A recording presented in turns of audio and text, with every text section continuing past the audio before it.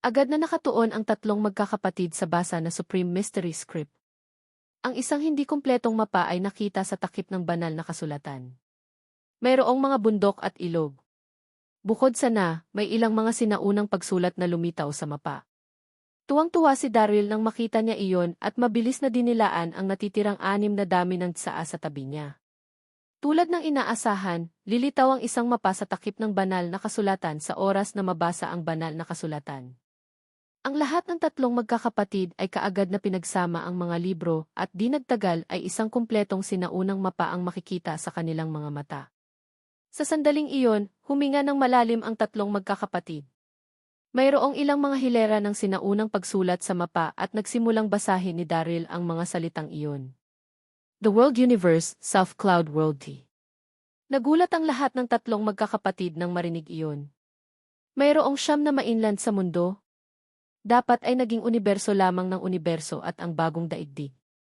Ang puso ni Daryl ay hindi ligalig sa oras na iyon. Humahawak sa kanyang pag-usisa, ipinagpatuloy niya ang pagbabasa, matatagpuan sa pulang marka na lugar sa 9 na mainland na mapa ay isang espesyal na kayamanan. Napalibutan ng tatlong magkakapatid ang mapa. Talagang mayroong isang pulang bilog sa mapa. Espesyal na kayamanan? Natuwa si Dax. Dadalhin namin ang mapa at hahanapin ang kayamanan. Tumango si Daryl. Kinuha niya ang kanyang cellphone mula sa kanyang bulsa at kinuna ng larawan ang mapa bago kausapin si Nancy. Ate, mangyaring kunin ang mga banal na kasulatan at patuyuin ito bago itago ng maayos. Ang mga kababaihan ay palaging magiging mas masigasig sa pag-aalaga ng mga bagay. Sa makatuwid ay nadama ni Daryl na mas ligtas para kay Nancy na itago ang 7 mga banal na kasulatan. Mabuti. Inayos ang mga banal na kasulatan na mailagay sa ilalim ng araw at pinatuyo ito. 2 babae ang biglang sumulpot mula sa di kalayuan. Ang isa sa kanila ay nakasuot ng isang matikas na mukhang mahabang damit. Ito ay Abbess Mother Serendipity. Ang isa naman ay nakasuot ng seksing itim na masikip na maong na nagpakita sa kanyang perpektong katawan. Ito ay walang iba kundi si Yumi. Nawala ang ngiti ni Daryl sabay nakita niya silang dalawa at nakaramdam ng inis. Hindi kailanman nagkaroon ng magandang impresyon si Daryl sa Abbess Mother Serendipity. Bagaman hipag si Yumi sa kanya, inis na inis si Daryl sa tuwing nakikita siya nito. Gumamit siya ng 8 milyon sero na pera upang mamuhunan sa isang kumpanya ng petrolyo, 3 taon na ang nakakalipas at si Yumi ang naging sanhi na siya ay alisin sa pamilya.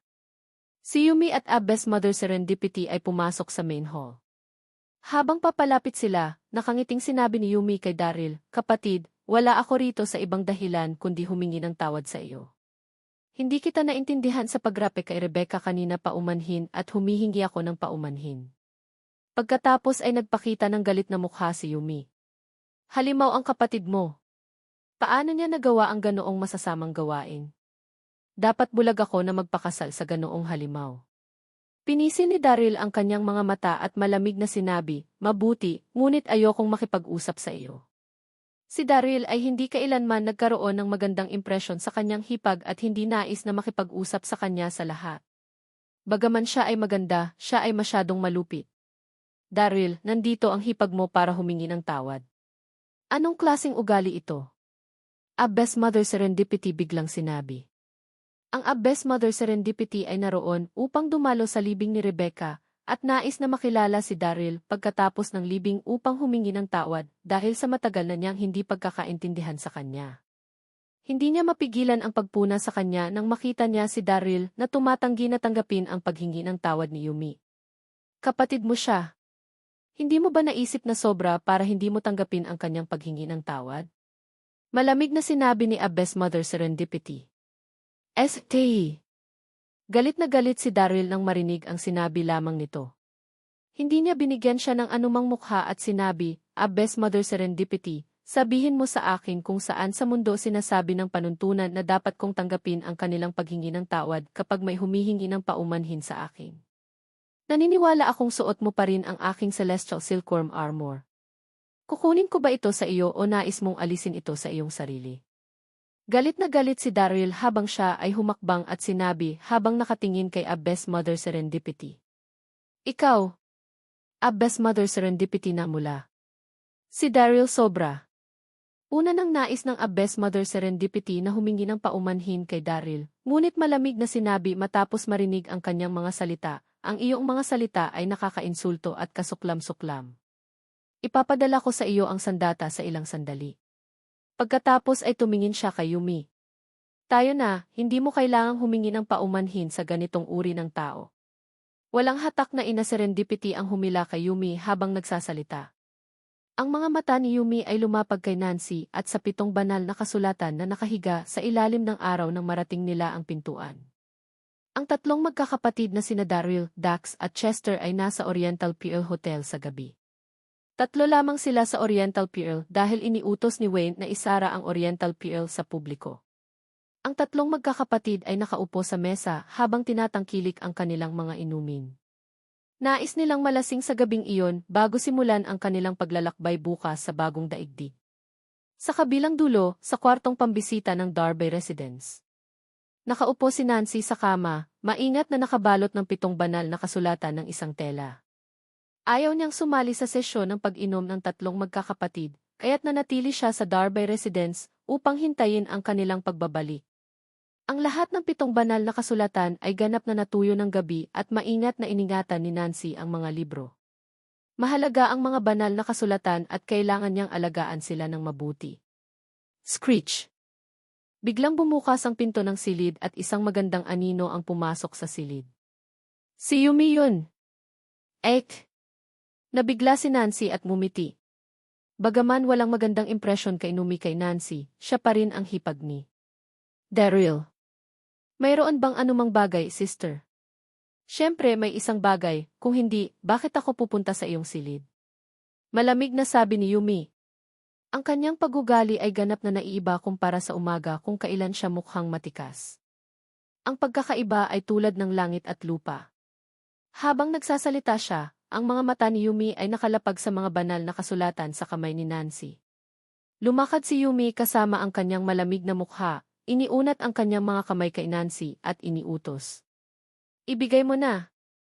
Narinig ni Yumi na siyempre tungkol sa 7 banal na kasulatan na isang bagay na mahusay.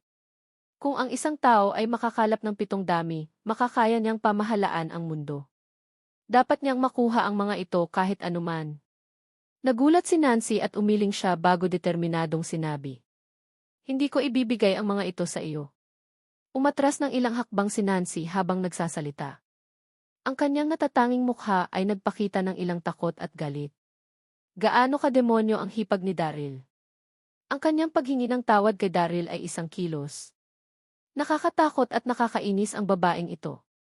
Napaisip si Nancy. Hindi mo ito ibibigay? Mabilis na lumakad si Yumi at di inaasahang sinampal niya ng husto ang mukha ni Nancy. Sampal! Ang sampal na iyon ay naglalaman ng buong lakas ng katawan ni Yumi nang mahulog si Nancy ng ilang mga hakbang paatras, bago tumama sa pader na may dugo ang pulang marka sa kanyang mukha. Sobra ka na, tigilan mo na. Hawak ni Nancy ang mukha habang nanginginig ang katawan sa sobrang galit. Bilang asawa ni Dax, matagal na rin siyang nasa lipunan at nakilala ang iba't ibang uri ng masasamang tao. Gayunpaman, iyon ang unang pagkakataon na sinampal siya ng isang babae. Gustong labanan ni Nancy ngunit hindi niya magawa. Si Yumi ay isang mataas na antas na magsasaka at si Nancy ay hindi magiging tugma niya. Sobra ako. Ang aking asawa ay dapat na tagapagmana ng pamilyang Daryl, ngunit pinilit ninyong lahat na iwanan ako dito ng mag-isa at tumakas sa Donghai City. Sino ang sobra ngayon? Malamig na sabi ni Yumi na nakakunot ang ngipin. Hindi nagagalak na idinagdag ni Yumi, bukod, bakit karapat-dapat kay Daryl ang napakahalagang 7 banal na kasulatan? Hindi mapigilan ni Nancy ang sarili na tumawa nang marinig iyon. Ibig mong sabihin ay walang sala ang asawa mo. Nakakatawa yun. Ginahasa niya, pinaslang ang kanyang sariling hipag at inamin pa rito. Ang isang taong katulad niya ay karapat-dapat mamatay na kahit ang pagpatay sa kanya ng 100 beses ay hindi sapat. Sampal! Sinampal ulit siya ni Yumi habang nagsasalita. Wala akong oras na sayangin, ibigay sa akin ang mga banal na kasulatan. Malamig na sinabi ni Yumi at sinimulang agawin ang mga banal na kasulatan. Gusto mo ng mga banal na kasulatan, managinip ka. Niyakap ni Nancy ang banal na kasulatan na nakasara sa kanyang dibdib na may matiyak na mga ngipin niyang ngipin. Hindi ko ibibigay ang mga ito sa iyo kahit na mamatay ako. Sige, sige. Galit na galit si Yumi dahil hindi niya maabot ang mga banal na kasulatan. Makikita ko kung hanggang kailan mo mahahawakan ang mga ito. Ang tatlong magkakapatid kasama si Daryl ay umiinom at tinatalakay ang mga bagay, sa makatuwid ay hindi na babalik anumang oras sa lalong madaling panahon. Pagkatapos ay sumugod si Yumi, itinaas ang kanyang mga kamay, at sinimulang sampalin ang paulit-ulit si Nancy. Sampal! Sampal! Sampal! Mabigat at malakas ang bawat sampal. Sigaw ni Yumi sabay hampas kay Nancy, bigyan mo sila, GTC. Bakit mo hinahawakan ang bagay ni Daryl? Nakikipagtalik ka ba sa kanya? Ibigay mo sila sa akin. Nakapikit si Nancy at niyakap ito ng mahigpit sa kanyang dibdib. Nanginginig ang kanyang katawan nang marinig niya ang sinabi ni Yumi, ano man ang sasabihin mo, hindi ko bibigyan ng banal na kasulatan. Pareha silang pawis na pawis matapos ang pakikibaka saglit. Nawala ang pasensya ni Yumi habang naging masama ang kanyang mga mata. Pinilit mo akong gawin ito. Hindi niya inaasahan na ganito kalakas si Nancy mula sa mahina niyang hitsura. Mahigpit pa rin ang paghawak ni Nancy sa mga banal na kasulatan kahit na maraming beses siyang nasampal. Habang nagsasalita siya, naglabas siya ng isang espada at tumusok sa dibdib ni Nancy. Nagsimulang dumaloy ang sariwang dugo. Sa sandaling iyon, naramdaman ni Nancy na nanlamig ang kanyang puso at nawasak ang kanyang mga enerhiya. Bumagsak siya sa sahig kasama ang mga banal na kasulatan. Kinuha ni Yumi ang mga banal na kasulatan at malamig na tumingin kay Nancy. Pinilit mo akong patayin. Ito ang kauna-unahang pagkakataon na pinatay ni Yumi ang isang tao, ngunit hindi siya nagpanik o pinagsisihan. Ang nais lang niya ay kumuha ng mga banal na kasulatan, sumugod sa bagong daigdig, at makilala si Florian. Sa silid sa oras na iyon, naramdaman ni Nancy na lumalamig ang katawan niya habang nakatingin sa pintuan at mahinang tumawag, Dan. Ang tatlong magkakapatid kasama na si Daryl ay maisapat na pagkatapos ng ilang bilog na inumin. Lalo na si Chester na hindi magaling sa pag-inom ay ganap na namula ang kanyang mukha at bahagya ng mapaupo. Haha, kuya. Palagi mong sinabi na nais mong sanayin ang iyong mga kasanayan sa pag-inom. Halos hindi ka pa nakakaupo ng kaunti lang. Tumawa si Dax at tumingin kay Chester. Sinong nagsasabing hindi ako maaaring uminom? Halika! Sinabi ni Chester habang hinihiling niya sa waiter na magdala ng maraming alkohol. Tumawa si Daryl mula sa pagtingin sa kanya, Dax, tama na. Itigil ang pagtatalo kay Chester. Ang husay mo sa pag-inom ay hindi rin ganoon kahusay. Tapos na kami para sa araw. Pahinga muna tayo. Hindi, kailangan kong makipagkumpetensya kay Chester ngayon. Kinaway ni Dax ang kanyang mga kamay habang nagsasalita. Ang tatlong magkakapatid ay natipon ang lahat ng 7 banal na kasulatan sa umaga, napakahusay na balita na dapat ipagdiwang. Tumunog, sing-sing. Sa sandaling iyon, tumunog ang cellphone ni Dax. Hoy, sino yun? Nasasarapan pa rin ako sa pag-inom ko, bulong ni Dax nang ilabas niya ang kanyang cellphone at nakita na si Nancy ito bago kaagad sinagot ang tawag. Mahal, anong problema? Bago pa siya matapos sa pagsasalita, narinig niya ang mahinang boses ni Nancy na nagmumula sa kabilang dulo ng linya. Mahal, sa palagay ko hindi ko makakayat. Nanginginig ang katawan ni Dax nang magsimulang umikot ang utak. Nag-alala rin sina Daryl at Chester sa kanyang reaksyon. Anong nangyari? Ano ang nangyayari, Dax? Inipon ni Dax ang kanyang saloobin at sinabi, ang aking asawa ay nasa problema. Pagkatapos ay tumakbo siya palabas ng silid habang nagsasalita siya. Nagkatinginan sina Daryl at Chester. Bigla silang naging alerto at sumugod palabas ng pagsunod kay Dax. Sa isang silid ng bisita ng Darby residence. Bang! Bumukas ang pinto ng silid at natigilan si Dax nang makita ang nakahiga sa harapan niya. Si Nancy ay natabunan ng dugo habang nakasandal sa dingding na nakapikit. May isang malalim na sugat sa kanyang dibdib na tila halos tumusok sa kanyang katawan. Magulo ang silid. Malinaw na nagpumigla si Nancy ilaban sa sinuman kanina. Mahal, mahal. Agad na namula ang mga mata ni Dax mula sa pagkasira. Sigaw niya bago sumugod at yumakap ng mahigpit kay Nancy habang hindi mapigilang tumulo ang luha niya. Nasira siya.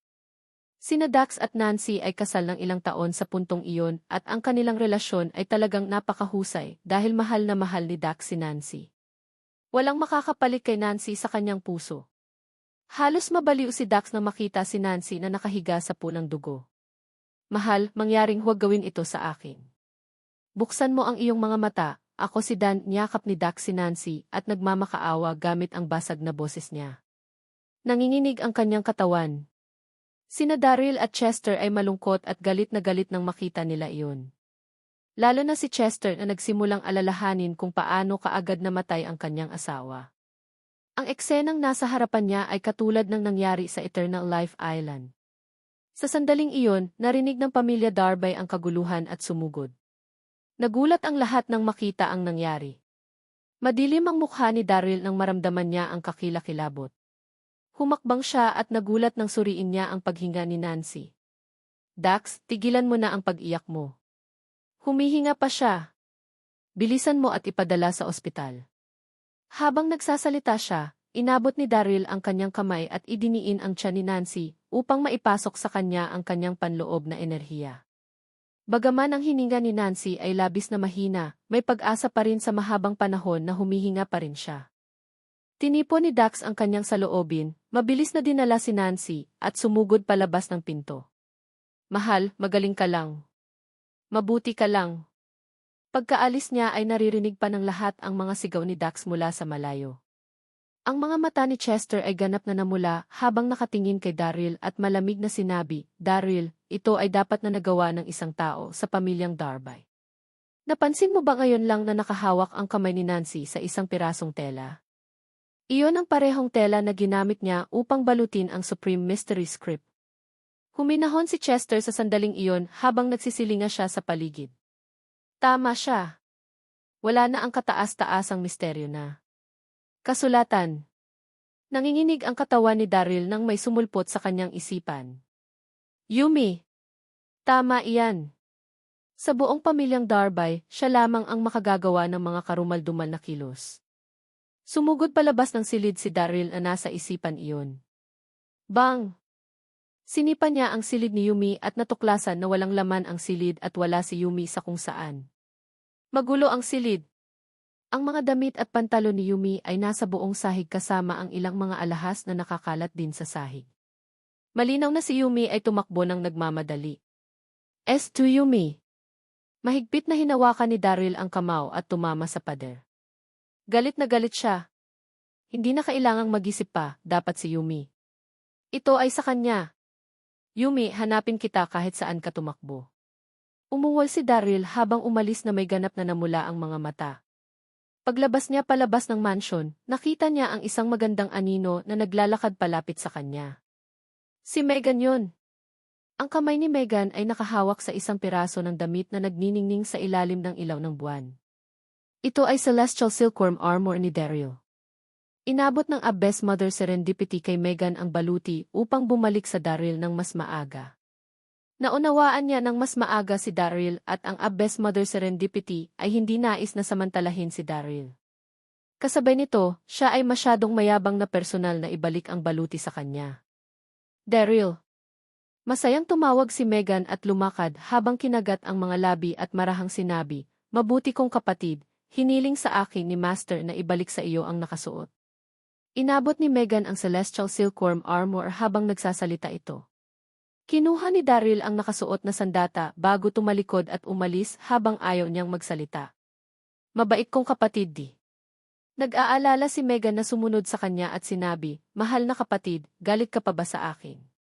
Alam kong mali ako. Patawarin mo ako. Ni hindi siya tiningnan ni Daryl at malamig na sinabi, Umalis ka, ayokong makipag-usap sa iyo. Alam niyang mali siya. Ano ang punto ngayon? Magbabalik buhay ba ang asawa ni Chester? Sumakit ang puso ni Daryl sa sandaling naisip niya si Megan na pinatay ang asawa ni Chester sa Eternal Life Island. Walang lunas doon at hindi niya siya patawarin sa buong buhay niya. Pakiramdam ang lamig ni Daryl, idinagdag ni Megan, Mahal na kapatid, alam kong mali ako at hindi maganda ang pagtrato ko sa iyo. Dinukot ko ang iyong mga magulang sa Wishing Star Tower at tinatrato sila ng walang paggalang. Alam kong mali ako. Bakit hindi ako humingi ng tawad sa kanila makalipas ang ilang araw? Tama ba iyon? Puno ng pag-asa ang mga mata ni Megan habang nagsasalita. Matapos ang New World Army ay umatras mula sa labanan sa Wishing Star Tower, ipinadala ng mga alagad ng Elysium Gate ang mga magulang ni Daryl sa pamilyang Carter. Naroroon ang lahat ng mga sekta, alam din ito ni Megan at labis na pinagsisisihan. Inaasahan niya ang kapatawaran ni Daryl. Hanggat mapatawad niya siya, agad siyang pupunta sa pamilyang Carter at humihingi ng tawad sa kanyang mga magulang. Mahal na kapatid, patawarin mo ako. Hindi alam ni Megan kung ano pa ang gagawin. Naglakad siya palapit at niyakap si Daryl. Niyakap niya ito ng mahigpit at dinikit ang mga pulang labi sa tainga ni Daryl habang marahan siyang nagmakaawa. Mahal na kapatid, nakikiusap ako sa iyo. Mangyaring huwag magalit di. Isang mabangong amoy ang naamoy ni Daryl habang mahigpit na nakayakap, ngunit nag-iinit pa rin ang galit sa kanyang puso. Pakawalan. Hindi mo na kailangang magsalita. Hindi na kami makakabalik tulad ng dati. Mariing sabi ni Daryl bago itulak si Megan palayo. Pagkatapos niyang magsalita, tumalikod si Daryl at umalis. Kapatid di. Nabigo si Megan. Mahal na kapatid, lumuhod ako at humihingi ng tawad sa iyo. Mangyaring. Hindi, salamat. Tumalikod at umalis si Daryl nang hindi lumingon pagkatapos niyang magsalita. Samantala, sa baybayin ng Donghai City. Sa kadiliman, isang babaeng may nakakaakit na katawan ang naglalakad sa tabi ng dalampasigan. Ang natatanging mukha niya ay puno ng takot. Si Yumi yun! Una nang binalak ni Yumi na manatili sa pamilyang Darbay ng mas mahabang oras at hintayin tumira si Florian sa New World bago siya makilala. Gayunpaman, hindi niya mapigilan ang kaakit-akit sa sandaling nakita niya ang kataas-taasang mystery script. Wala siyang mapupuntahan sa sandaling ito na may kanya-kanyang pagpipilian lamang na gawin ang peligro at maglakbay patungo sa bagong daigdig. Bumulong si Yumi habang naglalakad, Florian, swerte mo na ako ang napangasawa mo. Napakasaya mo kapag nakita kita sa bagong daigdig at ipinapasa sa iyo ang 7 mga banal na kasulatan. Mahigpit na hinawakan ni Yumi ang 7 banal na kasulatan at labis siyang nasasabi. Mayroong isang bulong-bulungan na nagsasabi na ang isang nagtipon ng lahat ng 7 mga banal na kasulatan ay maaaring mamuno sa mundo. Habang siya ay nasasabik, nagtataka rin siya tungkol sa paglalakbay sa bagong daigdig. Narinig niya na mayroong dagat ng kamatayan sa pagitan ng World Universe at ng bagong daigdig na walang nakalutang dito, kahit isang dahon. Ano ang dapat niyang gawin?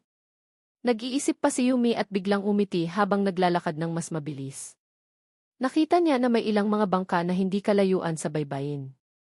Ang mga bangka ay naiwan ng New World Army nang umatras sila. 200,000 ang mga sundalong-sundalo, ngunit ilang 10,000 lamang ang natitira sa kanilang pagbabalik. Sa makatuwid maraming mga hindi ginagamit na mga bangka na inabandona sa mga baybayin. Ang lahat ng mga boat-boat ay espesyal na ginawa ng New World Emperor. Hindi sigurado kung anong mga materyales ang ginamit, ngunit maaari itong tumawid sa dagat ng kamatayan.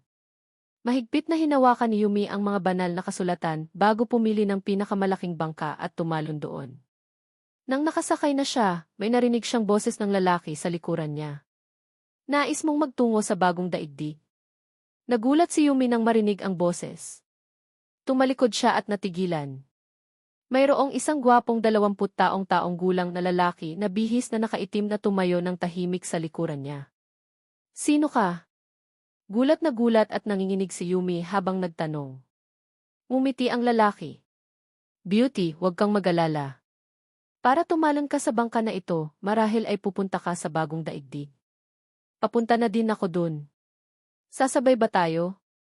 Gulat na gulat si Daryl kung nakita niya ang lalaki. Ang lalaki ay walang iba kundi si Donoghue Dixon, ang batang Panginoon ng pamilya Dixon na nakatakas ng nawasak ang kanyang pamilya. Tama iyon, siya ang taong bumili ng maraming regalo para kay Lily at pati na rin ang sinaksak ni Dax ng 36 na beses. Mula nang nawasak ang pamilyang Dixon, si Donoghue ay paikot-ikot habang ina-upgrade ang kanyang kapangyarihan at pinaplano na hangarin si Daryl para makapaghiganti sa Donghai City. Gayunpaman, hindi niya inaasahan na si Daryl ay napakalakas ngayon. Matapos ang ilang debate, nagpasya si Donoghu na ipagpaliban ang kanyang paghihiganti at magtungo sa New World para sa karagdagang pagsasanay bago bumalik sa Donghai City. Nakilala niya si Yumi nang magpasya siyang magtungo sa bagong daigdig, kaya't nilapitan niya ito upang tingnan kung maaari silang magkasama sa paglalakbay. Gayunpaman, nag-alala si Yumi at kinakap ang 7 banal na kasulatan ng mas mahigpit.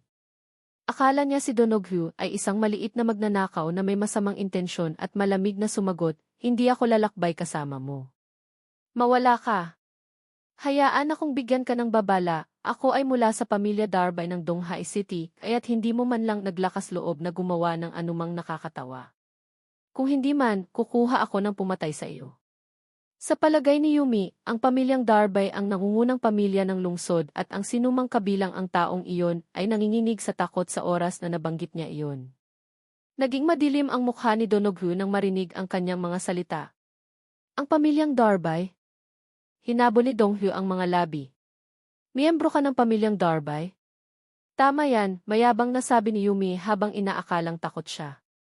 Mahigpit na kinuyom ng kamao ni Donoghu at pinisil ng ilang mga salita mula sa kanyang bibig. "Sino si Daryl sa iyo?" Kinagat ni Yumi ang kanyang ngipin at naisip, ang pangalan ni Daryl ay sikat ngayon. Ang kanyang Immortal Energy Palm habang ang Wishing Star Tower Battle ay sikat. Dapat kong gamitin ang kanyang pangalan upang takutin siya. Sa pag-iisip na iyon, ngumiti si Yumi at sinabi, "Si Daryl ang aking pangalawang kapatid at ako ang kanyang hipag. Umalis ka kung alam mo kung ano ang makakabuti sa iyo." "Kapatid ka ni Daryl?" Galit na galit si Donoghu habang ang kanyang mga mata ay ganap na namula. Agad na inabot ni Donoghu ang kanyang kamay at pinindot ang mga akupong Yumi gamit ang kanyang mabilis na daliri. Hindi makapagreaksyon si Yumi at hindi na gumalaw. "Ikaw?" Kinuyong ni Yumi ang kanyang mga ngipin dahil hindi niya inaasahan na ang lalaki ay gagawa pa rin ng aksyon matapos ipahayag ang pangalan ni Daryl. "Ang hipag ni Daryl, di ba? Ang ganda mo ng body figure." Ang mga mata ni Donoghu ay ganap na namumula sa sandaling iyon at sinimulan ang barko patungo sa gitna ng dagat. Dinala niya si Yumi papunta sa deck habang hinahangaan siya mula sa malapitan. Mayroon lamang isang solong bangka sa malalim na dagat na mailamang Donoghu at Yumi sa bangka. Ang mga mata ni Donoghu ay parang halimao habang nakatingin kay Yumi. Si Yumi na nakasuot ng maikling palda ay napakaakit at seksing katawan. "Hoy, anong ginagawa mo?" Huminto ang mga mata ni Donoghu sa bag na hawak ni Yumi sa harap ng kanyang dibdib. Binuksan niya ang bag at natigilan siya nang makita ang mga nilalaman nito. Ito ang kataas-taasang misteryo ng banal na kasulatan. Lahat ng 7 dami. Naging blanko ang utak ni Donoghu. "Haha, binabasbasan ako ng Diyos na ito. Hindi ko lang nakuha ang hipag ni Daryl, ngunit nakuha ko rin ang kumpletong Supreme Mystery Script." Hindi mapigilan ni Donoghu ang pagtawa kahit makalipas ang ilang segundo habang siya ay higit na nasasabik at hinalikan si Yumi sa mapula nitong labi. "Umalis ka!" Sigaw ni Yumi, ngunit ang kanyang mga akupoint ay natatakan at hindi niya mailipat kahit 1 pulgada. Para siyang namamatay. Pagkatapos ay nagpunta pa si Donoghu habang ang mga tinig ng paglaban ni Yumi ay maririnig sa gitna ng dagat. Sa mga pag-atake ni Donoghu, hindi na makahawak si Yumi at di nagtagal ay sumuko na sa kanya. Samantala, sa mansyon ni Carter, ang hapagkainan ay puno ng masarap na pagkain habang 6 na tao ang nakaupo sa paligid ng mesa, ang 4 na miyembro ng pamilya Carter at ang mga magulang ni Daryl. Sina Daniel at Zoran ay magkakilala ng higit sa 20 taon. Marami lang silang sasabihin sa bawat isa sa sandaling iyon kapag nagtipon-tipon sila. Mahal ni Sarah ang mga magulang ni Daryl habang buong pagmamahal nilang binati sila bilang uncle at tiya. Sa kabilang banda, si Rachel ay tahimik na nakaupo at hindi nasisiyahan sa tagiliran. Naiinis na siya nang manatili sa kanila si Daryl, ngunit ang mga magulang ni Daryl ay nandoon sa sandaling iyon para silang mga taga-baryo lamang na may kasuotan sa pananamit. Nainis si Rachel mula lang sa pagtingin sa kanila at naupo doon na may maitim na mukha. Matapos ang ilang bilog na inumin, tumatawa si Zoran habang ibinaba ang kanyang baso ng alak at sinabi kay Daniel, "Daniel, may isang bagay na hindi mo makakalimutan. Naaalala ang tungkol sa aming paunang kasunduan sa nakaayos na kasal. Dapat si Rachel ay ikakasal kay Daryl ng tama." Ang laban ni Daryl sa Wishing Star Tower ay bantog sa lipunan noon at maswerte kung ang kanyang panganay na anak na si Rachel ay maaaring magpakasal kay Daryl. Ang nakaayos na kasunduan sa kasal, naalala mo pa rin tungkol dito. Natatawang sagot ni Daniel. Seryoso ang mukha ni Zoran. Naaalala ko siyempre. Hindi ito isang laro habang pareho kaming nanumpa dito. Habang nagsasalita siya, kumaway si Zoran kay Rachel at sinabing, "Bilisan mo Rachel, lumapit ka rito at maghatid ng tsaa sa iyong tiyuhin at tiyahin. Tatawagin mo sila sa lalong madaling panahon ama at ina." Haha! Namumutla ang mukha ni Rachel sa sandaling iyon. Nakaramdam siya ng pagkasuklam sa paningin ng mga magulang ni Daryl. Pinadyak ni Rachel ang kanyang mga paa at sinabing, "Pare, sinabi ko na sa iyo ng maraming beses na hinding-hindi ako magpapakasal kay Daryl. Ang taong gusto ko ay si Ewan." Tumalikod siya at tumakbo palayo. Ang balita tungkol sa laban ni Daryl laban sa New World Army sa Donghai City ay kumalat sa buong lipunan. Bagaman narinig din ito ni Rachel, hindi siya magustuhan ng puso niya gaano man kahusay si Daryl dahil ayaw niya sa kanya. "Ikaw, Lee." Galit si Zoran, ngunit wala siyang magawa sa harap ng mga magulang ni Daryl. "Matigas ang ulo ng aking anak na babae, ngunit mabait ang kanyang puso. Humihingi ako ng paumanhin na nakita mo iyon." Awkward na tumawa si Zoran kay Daniel. Tumango si Daniel. Tama na, lahat ng mga kabataan ay may parehong karakter. Si Rachel ay nanggagalit na tumakbo palabas ng pinto at tumingin ng walang laman sa langit. Hindi niya maintindihan kung bakit gusto ng kanyang ama na pakasalan niya si Daryl. Mukhang ang mga magulang ni Daryl ay mananatili doon ng mahabang panahon. Hindi na siya maaaring manatili doon. Inabot niya ang cellphone at dinyal ang number ni Ewan gamit ang tray na naisip. "Ewan, mangyaring dalhin mo ako." Samantala, sa Elysium Gate Main Altar. Naupo si Daryl na parang inis. Inutusan lang ni Daryl si Zephyr at ang iba pa na hanapin si Yumi. 3 oras na ang nakalipas at wala pa ring balita. "Sek. Master." Sa sandaling iyon, isang alagad ng Elysium Gate ang sumugod at magalang na sinabi, "Sek Master, mayroong isang pari sa labas na nais na makipagkita sa iyo." "Isang pari?" Mula sa wudang Sek. Kinawayan ni Daryl ang kamay habang iniisip. "Papasukin mo siya." Ang disipulo ay lumabas ulit at bumalik kasama ang isang pari sa tabi niya. Ang matandang pari ay napakapayat at mahina. Ang kanyang balabal ay matanda pa at malinis at maihawak siyang isang budgist whisk. Malinaw na siya ay isang pari na nanimpalad sa paligid ng lipunan.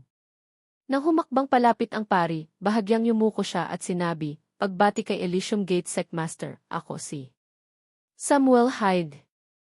Magalang siya ng tunog. Tumingin sa kanya si Daryl at tinanong, "Samuel, ano ang gusto mo sa akin?" Malinaw na maramdaman ni Daryl na isang level 5 Master General lamang si Samuel.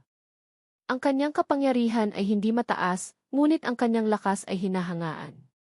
"Naririnig ko ang Elysium Gate Secmaster na napakamapagbigay. Ang sinumang sumali sa Elysium Gate ay bibigyan ng isang elixir. Narinig ko rin na ang Secmaster ay mayroong maraming godly pills." Ngumiti si Pari Samuel at dahan-dahang sinabi, "Narito ako upang humingi ng makadiyos na pil." Tumingin sa kanya si Daryl at gaanong sinabi, "Nakikita ko. Maaari kang magtungo patungo sa lugar ng pagpaparehistro, at sa sandaling sumali ka sa Elysium Gate, bibigyan kita ng isang godly pill." Kinawayan ni Daryl ang kamay habang nagsasalita, "You may go now." Gayunpaman, hindi gumalaw si Samuel. Sa halip ay ngumiti siya at sinabi, "Secmaster, naintindihan mo ako. Ako ay isang freethinker at hindi kailanman may balak na sumali sa anumang mga sekta." "Ano?" Gusto niya ng godly pill ngunit ayaw niyang sumali sa Elysium Gate. Kinunot ni Daryl ang kanyang noo mula sa sama ng loob. Si Levin na nakatayo sa tabi ni Daryl ay pinagalitan. "Hoy, pari. Inaasar mo ba kami? Bibigyan ka ng Secmaster ng isang godly pill kung sumali ka sa Elysium Gate. Hindi mo nais na sumali sa anumang sekta, ngunit nais mo ng isang godly pill. Baliw ka ba? Umalis ka, Lee." Naglakad si Levin upang itaboy siya habang nagsasalita. Si Samuel ay hindi man lang kinabahan habang sumisigaw siya patungo kay Daryl, "Secmaster Darby, hindi ko basta-basta kukunin ang iyong godly pill. May ipagpapalit ako sa iyo bilang kapalit. Ipinanganak ako na may malayang kaluluwa at hindi nais na sumali sa anumang sekta. Narito ako ngayon upang humiling ng isang godly pill, upang matulungan akong makagawa ng isang tagumpay sa antas ng Marshall Marquis. Hindi ako magsisisi kung maabot ko ang antas ng Marshall Marquis. Inaalok ko ito kapalit ng iyong godly pill. Inabot ng pari ang kanyang pulso habang nagsasalita ito at may isang anting-anting na lumitaw sa kanyang kamay. Ang anting-anting ay mahinang nagniningning. Natigilan si Daryl nang makita niya iyon at tinanong. Nilikha mo mismo ang anting-anting. Si Daryl ay tiningnan ng mabuti si Samuel habang nagsasalita. Maraming uri ng paglilinang halimbawa, paggawa ng elixir, paggawa ng anting-anting, paggawa ng sandata, at marami pang iba. Ang pinakakaraniwang nakikita ay ang mga gumawa ng elixir. Sa kabilang banda, ang mga gumawa ng mga anting-anting o sandata ay bihirang. Ngumiti si Samuel at umiling. Wala akong mga kakayahang gumawa ng mga anting-anting. Ang anting-anting na ito ay ipinamana sa akin ng aking mga ninuno. Nausisa si Daryl. Mangyaring sabihin sa akin kung ano ang ginagawa ng anting-anting at bakit sa palagay mo maaari mo itong ipagpalit para sa isang makadiyos na pill. Ang godly pill ay maaaring hindi masyadong halaga kay Daryl, ngunit pangarap ng magsasaka na magkaroon ng isa. Ngumiti si Samuel at tumingin kay Daryl. Sectmaster Daryl, ang anting-anting na ito ay tinatawag na Wonder Travel Amulet. Maaari mong i-channel ang iyong panloob na enerhiya sa anting-anting kapag nasa panganib at papalayuin ka nito. Ang anting-anting na ito ay maaaring ma-save ang iyong buhay kapag nasa panganib ka. Pagkatapos ay nagpatuloy si Samuel, hindi ako sigurado kung ang aking anting-anting ay nagkakahalaga ng pangangalakal ng isang makadiyos na pill. Kagiliw-giliw. Pinisin ni Daryl ang kanyang mga mata at sinabing, kailangan ko lamang i-channel ang aking panloob na enerhiya sa anting-anting at palalayasin ako kapag nasa panganib ako. Tama iyan. Tumango si Samuel. Saan ka ipapadala nito? Tanong ni Daryl. Hinawakan ni Samuel ang kanyang baba at sinabi, hindi ako sigurado. Napakalawak ng mundo na maaari ka nitong ipadala kahit saan. Maaari ka nitong ipadala sa anumang bahagi ng mundo. Magpadala kahit saan. Tumawa si Daryl at naisip, paano kung nasa panganib ako at isalin ang lahat ng aking panloob na enerhiya sa anting-anting upang maipadala lamang sa gitna ng dagat. O marahil ay nagpadala sa akin ng libu-libong metro sa langit. Sa oras na iyon, mamamatay ako mula sa taglagas. Ang mundo ay napakalawak na may hindi mabilang na mapanganib na mga lugar. Mayroong isang mataas na posibilidad na ang isa ay maipadala sa isang mapanganib na lugar sa halip. Mabuti na, ayoko ng anting-anting mo. Si Daryl ay mayroon ng celestial silkworm armor sa tuktok ng kanyang kapangyarihan bilang isang martial saint. Ito ay isang manipis na pagkakataon para sa kanya na nasa panganib, sa makatuwid hindi niya kailangan ang anting-anting. Pagkatapos ay ibinalik ulit ni Samuel ang kanyang kamay at nagsiwalat ng dalawa pang mga anting-anting. Sectmaster Darby, paano kung magdagdag ako ng isa pang dalawang masunuri na mga amulet? Gusto ko lang ng isang godly pill. Interesado si Daryl. Ano ang isang masunurong amulet? Tumawa si Samuel at sinabing, Sectmaster Darby, ang dalawang masunurong amulet na ito ay isang bagay na napaka-kapakipakinabang. Kailangan mo lamang idikit ang anting-anting sa katawan ng tao at sila ay magiging masunurin sa iyo. Ang epekto nito ay maaaring tumagal ng 10 minuto. Si Samuel ay nanatili sa level 5 Master General ng mahabang panahon at hindi namamahala upang makamit ang isang tagumpay sa ngayon. Pangarap niya na makuha ang godly pill. Sa totoo lang, ang dalawang masunurong amulet at Wonder Travel Amulet ang mayroon siya. Kapansin-pansin ang tunog ng dalawang masunuri na mga amulet habang tumatawa si Daryl. Mabuti, magpapalitan ako sa iyo. Ano? Sumasang-ayon si Brother Daryl sa palitan? Ang mukha ni Levin ay nagbago habang marahan niyang sinabi, Kapatid Daryl, maaari bang magsinungaling ang pari na ito? Kinawayan ni Daryl ang kamay. Ang matandang pari ay isang Master General lamang. Hindi niya mangangahas na lokohin ang Elysium Gate Master maliban kung ayaw niyang mabuhay. Talagang nasasabik si Samuel at mabilis na umusad upang maabot ang tatlong mga anting-anting. Naglakad din si Daryl gamit ang isang godly pill. Pagkatapos ay masayang pinasalamatan siya ni Samuel at agad na umalis. Pagkaalis niya, hindi napigilan ni Levin na tanungin, Master, bihira ang tatlong mga anting-anting ngunit sayang lang na ipagpalit ang isang godly pill para sa kanila. Tumawa si Daryl. Sa pananaw ng ibang tao, ang kanyang mga pagkilos na pagpapalitan ng tatlong mga anting-anting sa isang makadiyos ay isang malaking pagkawala. Hindi mahalaga kung ano, ang godly pill ay ang pangarap na elixir ng lahat ng mga nagtatanim. Gayunpaman, sa opinyon ni Daryl, nagdusa siya ng pagkawala dahil ang paggawa ng godly pill ay isang nakaka-relax na gawain. Hindi na nagsalita pa si Levin. Sa oras na iyon, inilagay ni Daryl ang tatlong mga anting-anting sa kanyang damit at iniutos, Levin, mangyaring ipadala ang aking mga order sa mga alagad ng Elysium Gate. Dapat nating hanapin si Yumi. Itabi siya sa Elysium Gate main altar sa sandaling makita siya. Pagkatapos ay umalis si Daryl sa Elysium Gate main altar. Ang susunod na pinakamahalagang bagay ay ang magmadali sa bagong daigdig. Hindi makakasama si Dak sa kanila dahil ang asawa niya ay nagdusa ng malubhang pinsala at kailangan niyang alagaan si Nancy. Tulad nito, tinungo ni Daryl ang Donghai City upang makilala ang Chester bago magsimula sa kanilang paglalakbay. Samantala, isang bangka ang gumagalaw ng mag-isa sa gitna ng dagat. Mayroong dalawang tao sa bangka, Donoghu at Yumi. Matapos ang kanilang sesyon, sinuot ni Donoghu ang kanyang damit at nagsindi ng sigarilyo mula sa kanyang bulsa bago huminga ng malalim. Hindi kalayuan, umiiyak si Yumi habang nakatingin kay Donoghu na may intensyon sa pagpatay. Siya ay ginahasa. Tinapos ni Donoghu ang kanyang sigarilyo at itinapon ang usbong sa dagat bago lumapit kay Yumi at itinaas ang baba nito gamit ang daliri.